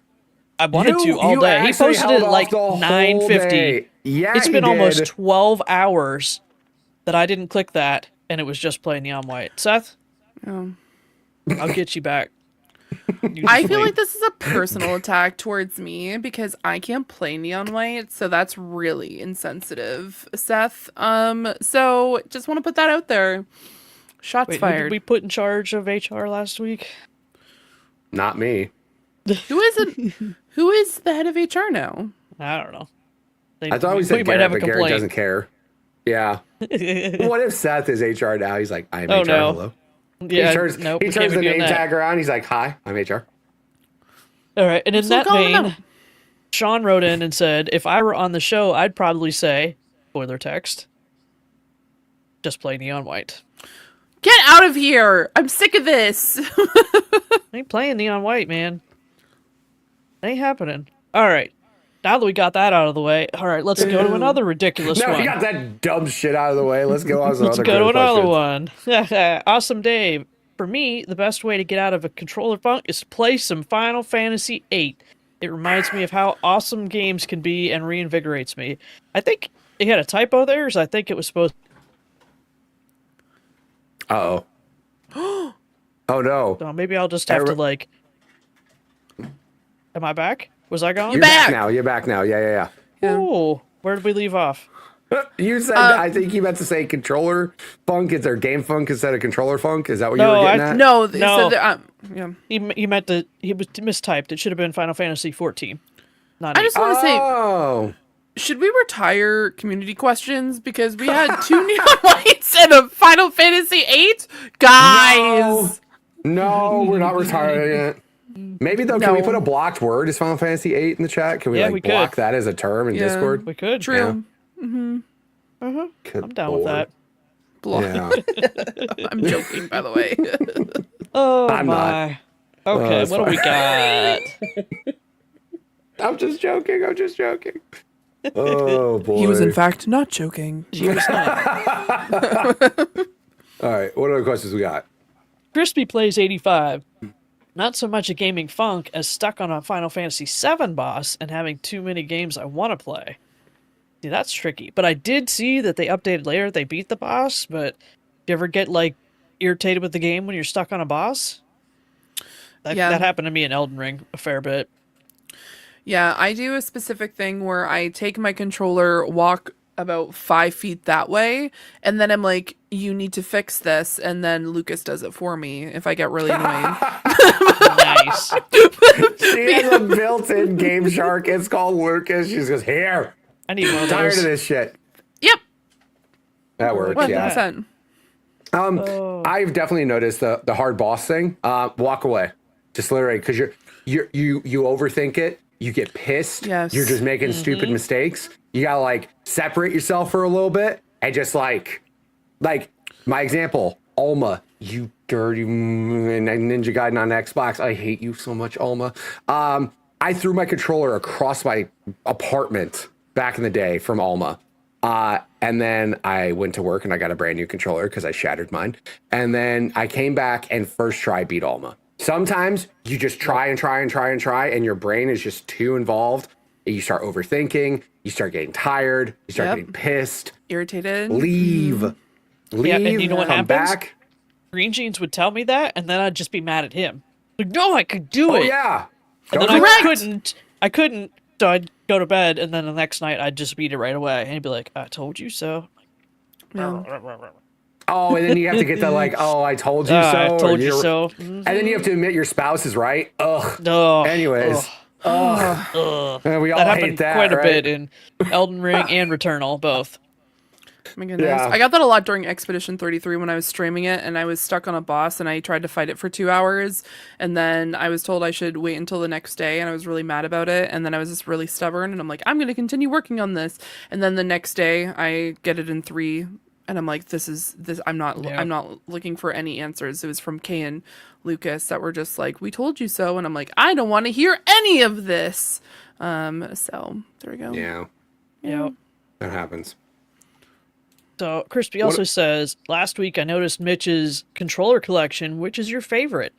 Aside from gaming stuff, do any of you collect anything else? They collect. Well, They love theme parks, collect souvenir cups, popcorn buckets from all the parks they go to. Thanks as always. Hope y'all have a great weekend. Mitch, which controller is your favorite in your collection? Okay, so this collection is very real, by the way. I definitely built this before the show. It is very real. It is not green screen. If you call me a green screen liar, you're mean. Don't be rude. But I want to show you real fast. I don't want to disturb the wall, so I'll just show you some pictures that I found online, okay? Just want to show you guys. I have 3 that are my faves, and I can't tell you. This Titanfall controller is still one of my favorite controllers ever, just because I love Titanfall. Now, the only thing that sucks, this was the like OG Xbox One controller. So it's got like micro USB. It doesn't have the good D-pad. It still has that giant plug on the bottom. It doesn't have the 3.5 jack. Like, it is the first edition Xbox One controller. So that part sucks. However, this is one of the more like rare Xbox controllers now. Dude, Titanfall was like the game. If you had an Xbox One, that was the game that you could thumb your nose at PlayStation and say, nana, nana, boo, boo, we have Titanfall. And it is such a good game. Even Titanfall 1, which was online only and it had like a vague story, I was still so obsessed with the game because it was like the reason to own an Xbox, because Halo wasn't announced and all that stuff yet. So this Titanfall controller, I love very, very much. And then the other one that I'm a huge fan of, just because I appreciate Xbox and what they do with their controllers, because they don't just slap a skin on it for the most part. The other one that I like quite a bit is the Gears of War 4 controller. The Gears of War controller, and the reason why I like the controller so much is because these grooves that you see, the little scratch marks on the ABXY, those are actually etched into the plastic. Nice. It is not a decal. That's what I love about Microsoft and their controllers. They actually etch out these cool things. It is such a cool controller. You feel like those things, and also they do different things with like ABXY, like it had like, the claw marks in those. The controller had very similar claw marks, although I will tell you the controller for this had the worst startup noise I've ever heard in my life. Most Xbox limited edition consoles have awesome, like cool, distinct startup noises and shutdown noises. This one had the worst one I've ever heard in my life. It's awful. It's really bad. It's one of the monsters in the game that like throw thorns. It's like its growl. Like, I don't want to hear that every time I turn on a damn console. That's awful. Whoever decided to do that, terrible. The controller design though is so cool.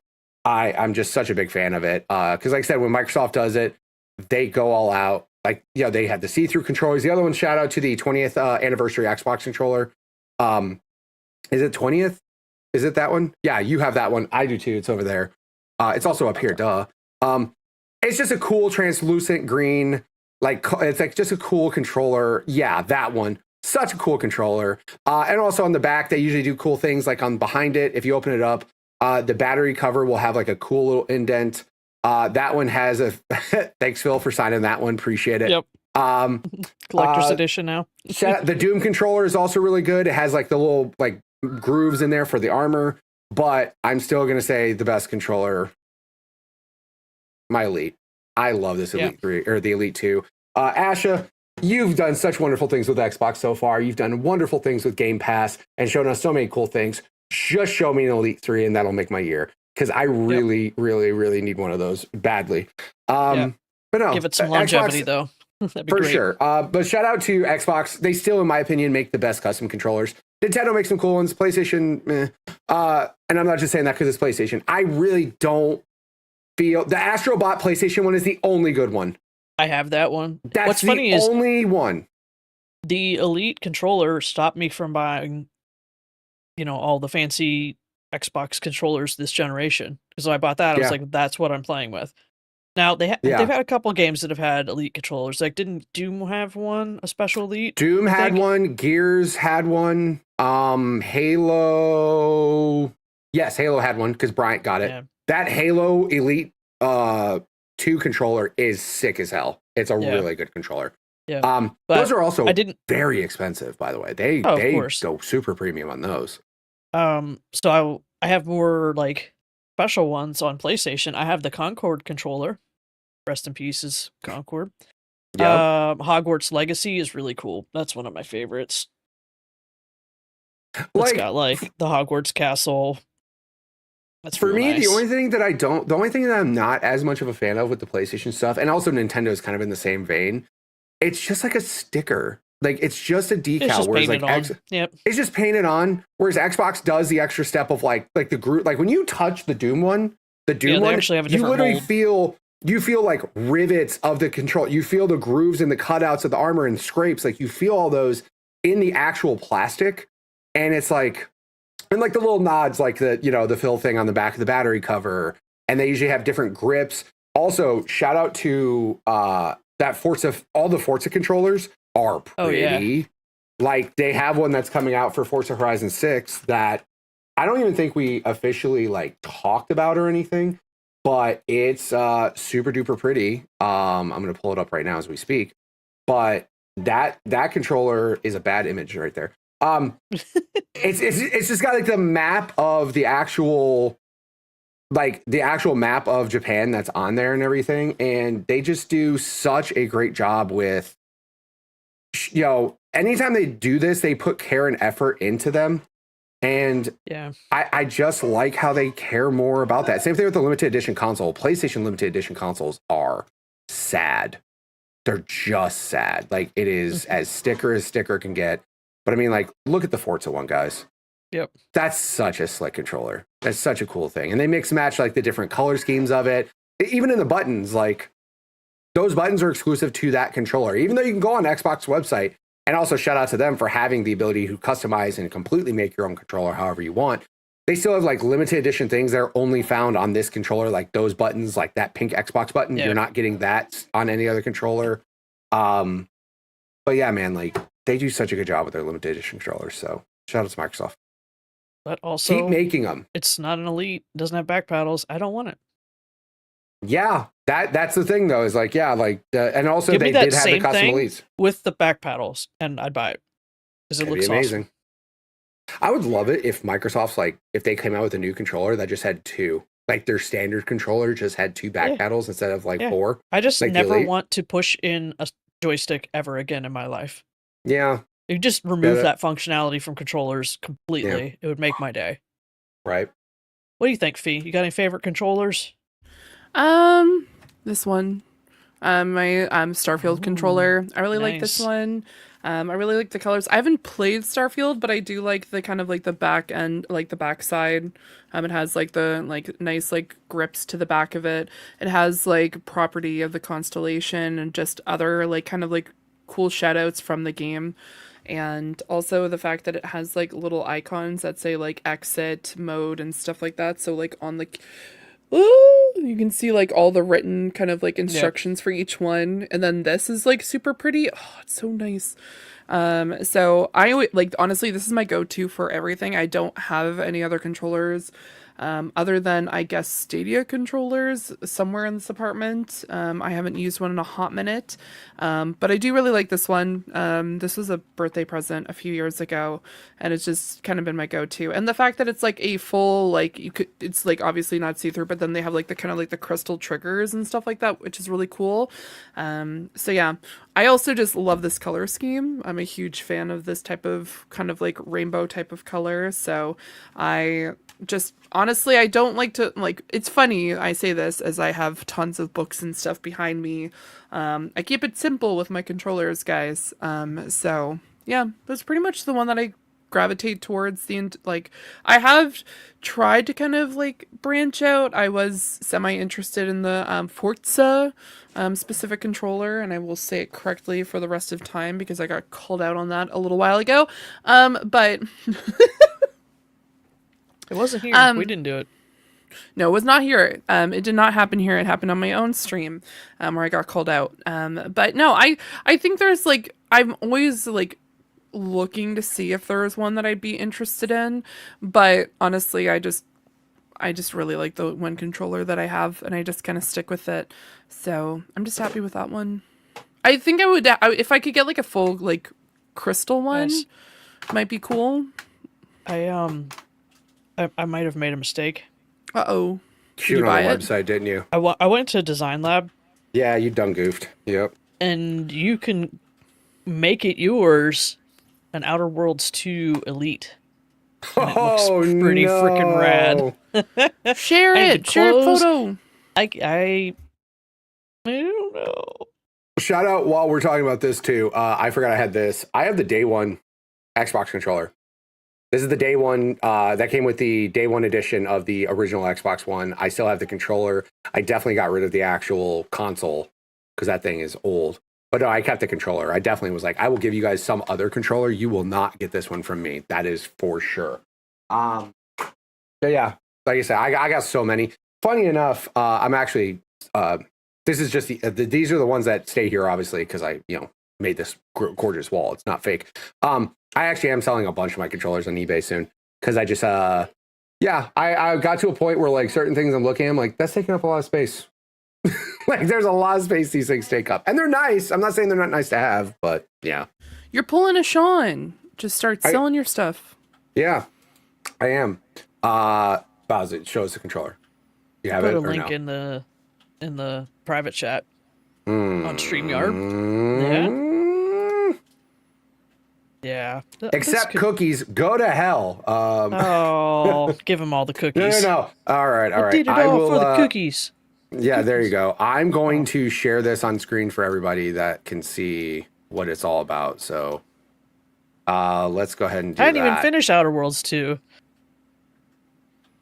The paddles. Look at those paddles and the D-pad. It's got that burns like, yeah, that's... Mm-hmm.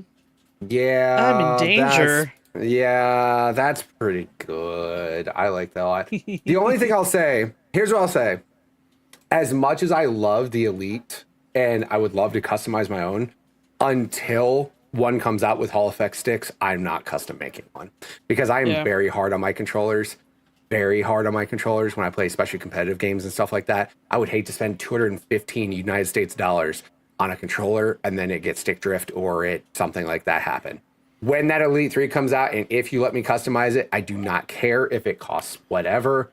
I'm good. I'll do it. And is this the Doom Dark Ages? Yeah, I mean, that's just a faceplate. Ugh, that one's not good. They actually had an official Doom one, though. But that Outer Worlds one is pretty cool. I don't know how I missed that. I remember they came out with the Fallout one. I remember that, and I showed Fee, and Fee was just like, ew. Remember, she was just like, I don't like that at all. It was just a lot. It's very, like, out of anything that they could have done with it, it just, like, I find it very overwhelming to look at. They have a different one now that's more like, I don't know, it's just like a dark background with the Pip-Boy one. That one's a little better. Like the actual like neon green on the dark background. Yeah. Okay, that's hold on. Good. I'm showing. I'm gonna pull it up right now. We're just selling everybody controllers now. Yeah, I think this one's more appealing. Guys, as a Fallout fan, I hate to say it, I don't like this one either. It looks like they took an image. The other one was terrible, I think. Yeah, the other one was. It's better. It's better, but honestly, and I'm not gonna lie, it looks like they took an image, they didn't resize it correctly, and then they put it on a controller. Like, I don't know what's happening. You're not wrong, and I hate it. Yeah, I mean, I you know what, I'm not gonna sugarcoat it. This is not great, guys. It looks like the Xbox logo is in his forehead. It just looks like a second It just looks like second thought. It was like, oh, we need to make another Fallout controller. This is what we can do with it. I think there's really good opportunities, especially with the amount of legions and different groups that you could do a whole power armor looking one that would look sick. But instead we have this. Got this. I am not gonna lie though. I will say this. Shout out to them doing the SpongeBob one. Because if you want to talk about eye placement, the eye placement is perfect. Okay, that makes sense. That seems like that was a good one. It was done on purpose, right? It was done on purpose. It wasn't just growing out of its head. It makes sense. Shout out to the fact that the D-pad is red because it's in his mouth. Yep. This is the type of quality that they do at times, but that's an X, that's an X, that's his eyes, that's perfect. I very much like how they did that. That is a great choice that they did there with SpongeBob.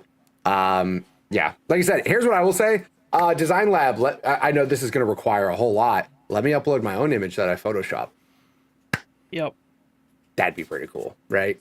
If I could have like a Photoshop template and then just have Fee would make some awesome design and she could put it on there and it would look sick. And she would actually design it around the buttons and the joysticks. Exactly. It would be the evolution, but then, you run into nightmares of people putting awful things on there. So, figure that out. Yeah. And then what was the other part of the question? What else do we collect? B does not collect books at all, I can tell. Nope. No, I don't collect books at all. Even though it's not gaming related. Sprayed edges. Yeah, exactly. Oh, wait, sorry. My apologies. Let me just move this around so you look at this. Let me just turn this around. Let me just turn it around. Let me turn it around. Funny enough, I did collect Kingdom Hearts stuff, but that's gaming related. I collected like every Kingdom Hearts game, and I'm also selling those because I just bought them all for $100 on Steam. So if I ever want to play them, I can do that. But yeah, no, like mostly video game stuff. That's mostly what I collect. Yeah. Yeah. We like to buy a magnet each place we go. Yeah. Like we go on vacation, because we take a lot of cruises, and like if I bought something like big at every port we've been to, there'd be a lot. So a magnet. So I got a magnet from B's place. I'm gonna get a magnet from Sean's place later this year. Yeah. Take one off his fridge. That would be awesome. That's Just like a better take his idea. kid's picture off his fridge. Something that Lincoln drew or something. I'll just take that. Like that's my prize. That would be the best thing I've ever heard. Yep. Oh my god, that's so good. Dang, Seth in the chat. Mitch collects felonies. True. Hey, I'm just saying, Shots man. fired, So you gotta man. collect some collected charges on that rap sheet. You know what I'm saying? Exactly. Yeah. Thanks for calling me Dang. out, buddy. Anything else we collect? Other than books, funny enough, something that I always tend to do is I collect specifically Sherlock board games. So funny enough, there's quite a few different board games that are specifically Sherlock related. So I think it's like, oh, where is it? Behind me, right there. It's behind Luke's cat tree. I'll have to bring them out at some point. But I have 4 different Sherlock related board games that span from like 1960 to like 2022, I think. So I want to collect some more because there are definitely obviously quite a few. I just like detective type games, and I want to like start actually getting like I have a few Sherlock related books. But I want to like collect more because I'm definitely a huge fan. But yeah, mostly it's just a lot of books, guys. A lot of books. Too many wrong with that. books. I mean, there's not a problem. It's funny. There is a photo on the Discord somewhere of just the first time that we did book crafters, and it was just me hidden behind a wall of books that I was showing because I was going through all of them, and we were like showing each other books that we had. And Fulia and I spent some extra time after everyone left, and it was just me trying to organize my books, and it was just absolutely chaotic. It was the best time. Absolutely. Also, Fulia, I will say I also do collect enameled pins. I have that beehive that I talked about as one of my geek outs a few months back, and it sits right there, right behind me, and has a bunch of enameled pins. Fun fact, there's a gentleman who sells pins close to where I live, and he, I have one from, all sorts of cool stuff, like Alberta. I have an Alberta one, and then I have one specifically from Regina, and if you, which is a actual place in Canada. So that is also on there. But I have like from different events that I've gone to, like New York Comic Con and stuff like that. I have like some pretty cool enameled pins from there. So yeah, too many things. I only collected pins when I went to Disneyland. You know what sucks? Disney makes you want to buy pins, even though I don't give a shit about pins. I don't care at all. I have a lanyard that has like 20 Disney pins that I bought while I was there. And all of a sudden I'm like, I got home. I'm like, I don't even like pins. Why the hell did I buy so many? It's Disney. Yeah. I get you. But they got so many cool ones. You know what I mean? Like I got some cool Star Wars ones. I got one for when I made my lightsaber. Like it's sick. Just saying. Pretty cool. That's Nice. sick. Yeah. Also, I have K-pop albums, which I stopped buying for a hot minute because they're expensive, guys. Yes. K-pop albums are so expensive. Yeah. Just I was too many getting things. Steelbook Blu-rays for a long time. Steelbooks for Ooh, Blu-rays. okay. I was doing that for a minute on a lot of the Marvel stuff, and then Disney Plus happened. I'm like, Yeah, I'm done. I don't need to buy Marvel movies. Let's go to Disney Plus. So yeah. Oh, and nerdy cookbooks. I have, I think, like maybe 8 or 9, maybe. Nice. So they're all like video game or like movie related. So Very cool. There's an Apex cookbook. don't want it. You don't even know what's in it. Will that give you motion sickness? Probably looking at the Okay, got it. photos. Like, It'll say before you mix this, spin around in a circle 8 times and then mix it. You're like, oh, I can't do it. no, I can't do. Just run around as fast as possible, and then Slide around spin. your house like Axel and then mix a bowl. Yes. Yes. No, nah, I probably would. No, I just like if I see them out in like public or if I end up like really enjoying them. A few friends have given me them over the years, so Cool. Nice. yeah, Cool. too many All right. things. Next up, Slacky's 15. My current gaming life is just helping my 5-year-old daughter through the hard parts of games. So far, we've finished Princess Peach Showtime, Mario 3D World, and we are now going through Super Mario Galaxy 2. I know, wrong channel. That's fine. My question is, what are some of the best games I could start playing for me that I don't have to be locked in to play? Where I can play and have fun, but also pause and help my daughter with the games and then jump back in. Also looking for under the 25-hour mark. Well, that's the tricky part, because I was going to suggest things like Vampire Crawlers. Which I don't know how long it is, because I haven't beaten it yet. One that you could technically play is Ball Pit, because once you get to a specific point, you don't even have to pause, because it does become an idle That's game. true. To be It honest, just turns into its own game until you're fine. You can play it if you like. You can also Yeah. use a character that plays for you. the thing is, like, I don't know what games you like, Slackies, because like, do you like shooters? Are you looking for like an open world game? Are you looking for a puzzle game?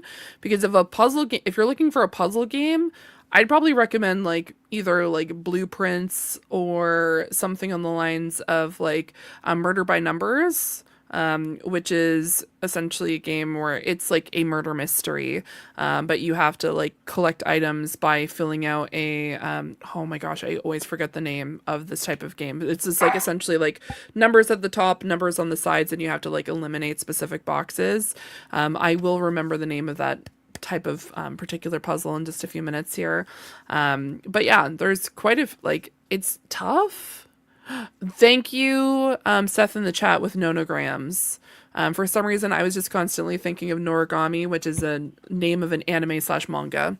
So I was in that realm, but not correct. But yeah, there's just so many that we could recommend. Yeah. But it's just tough to, without knowing what type of games that you like. Yes, Mitch? Trials Rising. Oh, Trials. okay. Trials Like is a that. game you depending on your definition of locked in, you can play a level, takes you a couple minutes. You can pause, restart the level anytime you want. You get one level, and if you want to get, technically you could lock in if you want to. You can do slow ramp ups to get better and better at it. But like, you could pause it at any time, because it's one of those games, like, to me at least, when I'm doing a run in that game and it's not going the way I want, I'm restarting that over and over anyways. So if you are just like in the middle of a run and your daughter needs some help, quick pause, help her, you're going to go back to that run and restart it anyways. Trials Rising, True. really good. That game is super fun. Yeah. Also, coming out shortly, and I was going to say this, originally I thought you were going to mention games about playing games with your daughter that aren't Lego games. Lego Batman coming out real soon. Those are just stupid fun. And again, you can play those with your daughter too if you like, and those are pretty easy to get into as well. And those are games that actually you could help actively play with her, but it's also not too hard to where she can't play it on her own. True. And they're all co-op.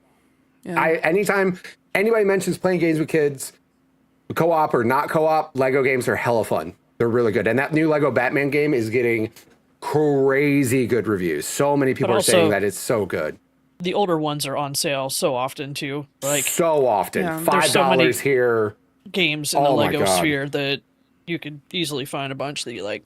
Lego Harry Potter, Wingardium Leviosa, people off like cliffs and stuff like that. It's just Skywalker Saga. Mm-hmm. You know, Literally, Star I think Wars. if there's a franchise that you like, it's probably has. I mean, there's there's so many Jurassic Park, Pirates, just name it. There's a ton of them. There's like 17 Lego Star Wars games. But like the Lego games are all fun, and like Bowser said, catch any sale, anytime. It doesn't matter what it is. It could be a spring sale, fall sale, whatever. You can get them for like $5 a pop. Lego Dimensions, Lego Incredibles, Lego Hobbit, Lego Avengers, Lego Marvel. Lego Marvel's awesome.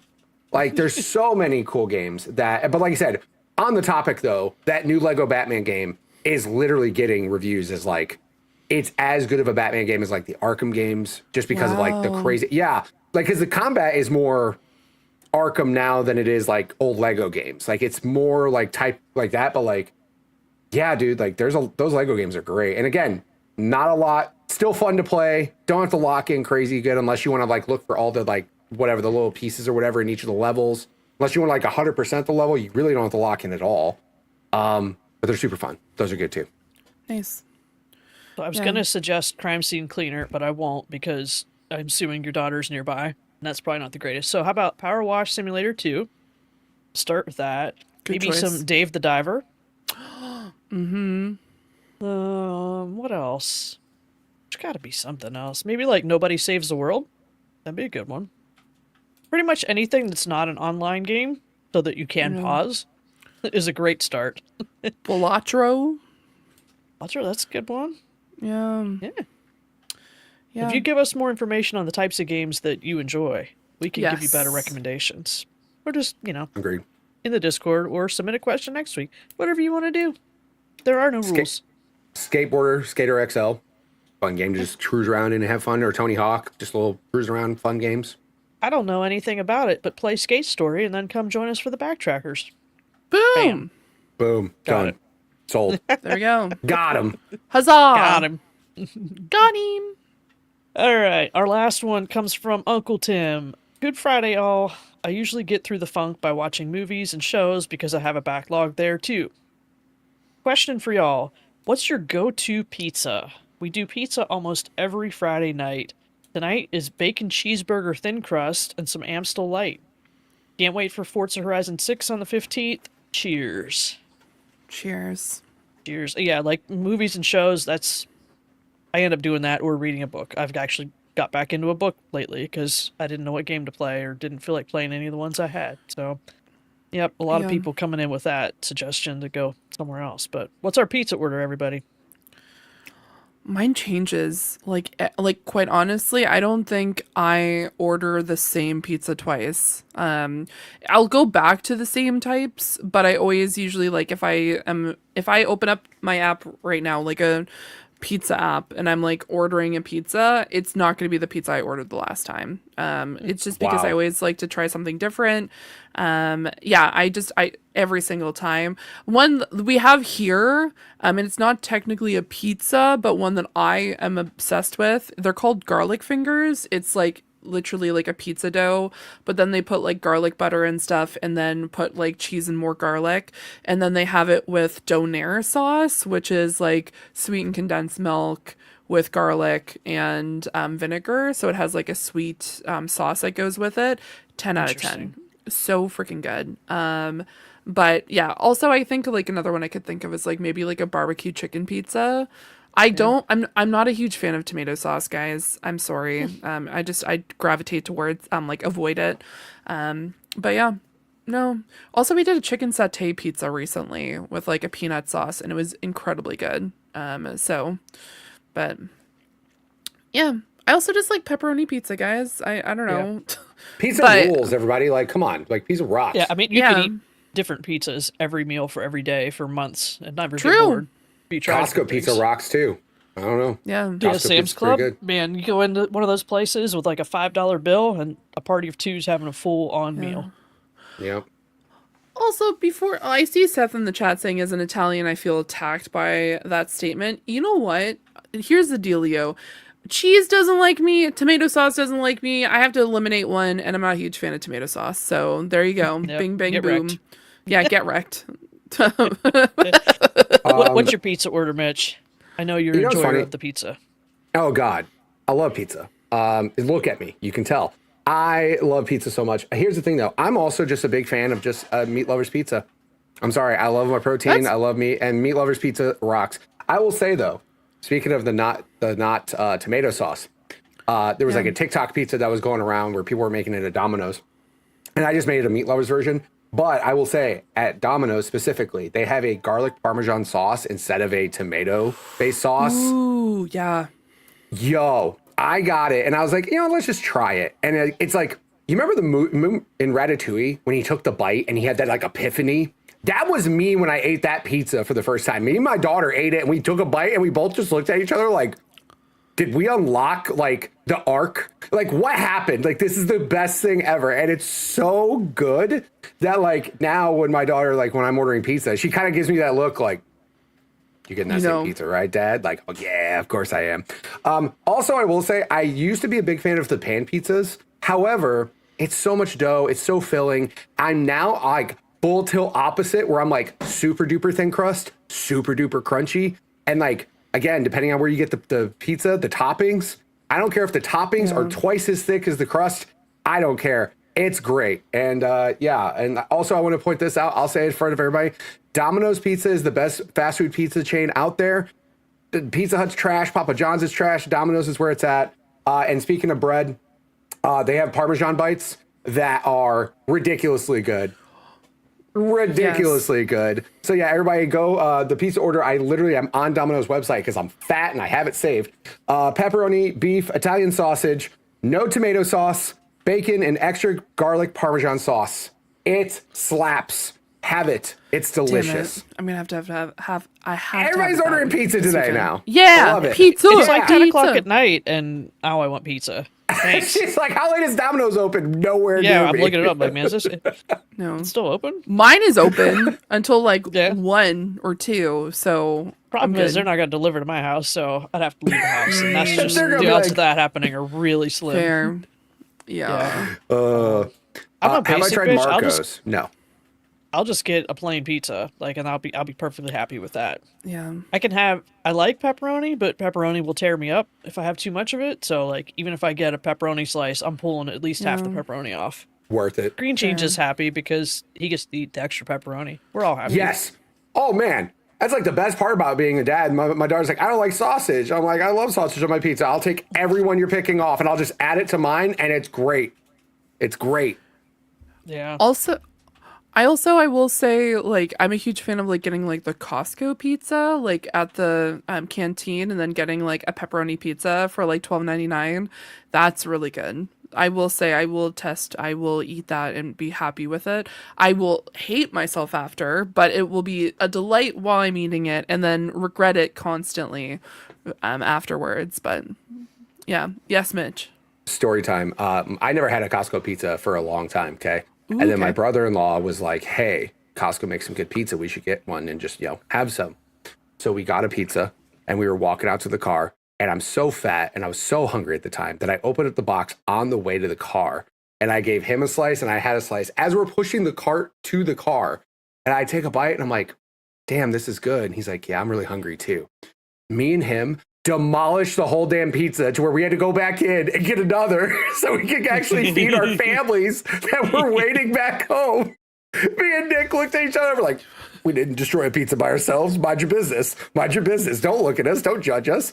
That pizza didn't make it like 10 minutes. We were full. The slices over. We were like, this is it. It's so good. So yeah, shout out to Costco Pizza. That is not terrible pizza. Only complaint, wish you had more options for toppings. That's it. Oh, 100%. Cheese or cheese pepperoni? and pepperoni. Give us some other options. That cheese they have, though. And again, I am not a fan of just cheese. Like, again, some people need it because it whatever they eat tears it up. But like that cheese pizza, I'll eat that cheese pizza. It's actually pretty solid. Just that, I'm like, there's a decent amount of cheese on here. Costco knows what's up. But am I ashamed that I demolished a pizza in a parking lot with my brother-in-law? Not at all. Shit was great. No. Also, sometimes I just like cold pizza, guys. I just like the next day pizza when it's like right out of the fridge. Like, who needs to make like breakfast when you can just eat cold pizza? What, Mitch? What? Cold, not thin crust. Because the problem is cold thin crust gets floppy. And it doesn't gets stay hard. stiff. Sometimes it gets hard too. Or it gets really insanely hard like cement. A cold pizza has to be either like hand tossed or pan pizza. If it's cold, that's fine. Fair. But no, if it's cold thin crust, you gotta heat it up. You gotta do something to get it back into some sort of like back to normal thing. You can't have cold thin crust pizza. That's the downside. Thin crust, fresh, super crispy, thin. Oh, delicious. I'm sorry I made everybody hungry. My bad. Not sorry. Go get pizza. Shut up. Bowza, you had your hand up? Yeah, I'm a big fan of Alfredo pizza. I love Alfredo pasta and everything. So Alfredo with some chicken. That's a good deal. Domino's also has the the brownie cookie dessert thing. That's pretty good. I like a lot of the pizza joints around here will do like, instead of like making breadsticks out of the dough, they'll roll the dough out and then put like cinnamon sugar on top and slice that up. So have some cinnamon sticks. That's always a good play. Like, pizza can be a 4-course meal. So, yeah, I might be getting Domino's tomorrow. Damn it, guys! I didn't want to get. I didn't want to get. Do you pizza? mean these cinnamon bites that Domino's sells with icing? Get out of here! I'd rather get the brownie cookie at Domino's. I will tell you, I get got the cinnamon these sticks at other place. These were like a free thing one time because I'm so fat that they're like, hey, do you want some free stuff? And I was like, sure, why not? And then anyways, I got those. And like now that's like a staple for my family where they're like, oh, you have to get those now. Like if you don't get those, we're angry at you for the rest of the night. So go get those too. Everybody go get Domino's. Also, make sure you tell them the Xbox Drive sent you and maybe we'll get some free shit. Do that. Please. Yo, Domino's, if you want to sponsor this podcast, I ain't mad at it. I ain't mad at it at all, man. I'll be stoked. Let's go. Facts. Oh my goodness. Oh, now I'm just hungry and I've got nothing. This is terrible. The worst. This is terrible. This is Mitch's fault. Mitch's fault. Stop. Stop. Definitely not Uncle Tim asking about pizza. It's Mitch's fault. Whatever, I'm leaving. We don't blame the community. We blame Mitch. That's right. Yeah. Thank you to Uncle Tim, Sean, Star, Slackies15, Awesome Dave, Crispy Plays 85, and $2 Hero for writing in this week. We love having your feedback on the shows. We got anything else before we wrap this thing up? I can't think of anything, Bowza. No, I'm good. Fee, where can people find you on the internet? You can find me over on twitch.tv/Lorenix, where I will be finishing Tiny Bookshop, hopefully this week. So that is currently my plan. I will be streaming this weekend, most likely on Sunday, because I do have a few different things I have planned for tomorrow. But who knows? Maybe you will see me hop on Twitch at that time. You can also find me over on the Discord. I like talking about books and all sorts of other stuff. Next week is going to be Eurovision, everyone. So make sure to keep an eye out because I am going to be making an event because we are going to be live watching it together, which will be very exciting. And yeah, you can find me on those two platforms. And someday I will post on my Blue Sky because I check it out quite frequently. I've just never posted on Blue Sky, guys. I have an account. Go check me out over there. Follow me to be there when I finally actually post for the very first time. Nice. Yeah. Mitch, where can people find you on the interwebs? You can find me everywhere at MitchPower1116, Twitch, YouTube, Instagram, TikTok, Facebook. I have a .com. I'll be streaming this weekend. I'll be just streaming, God knows, like more Red Dead. If you go to YouTube, you can also check out, I have my YouTube or my Red Dead playthrough there. I have some YouTube shorts that are going on. So yeah, make sure you guys go check me out everywhere. I'll be streaming this weekend. MitchPower1116. All right. As for me, you can find me on Blue Sky at Baza13 and find me in the Discord playing Apex with Mitch most weekdays. We end up playing something. We're doing something. Craziness happens. People show up. We make a lot of noise. Green Jeans tells me I'm noisy. It's fine. But you can also find more of us over at patreon.com/carpoolgaming. And now we will thank our ultimate producers, Brendan Myers, aka _Winter Gamer, Jonathan Brown, aka PME. You can find him at linktr.ee/pme.jib, Jonas Young, Tony Baker, and Trucker Sloth.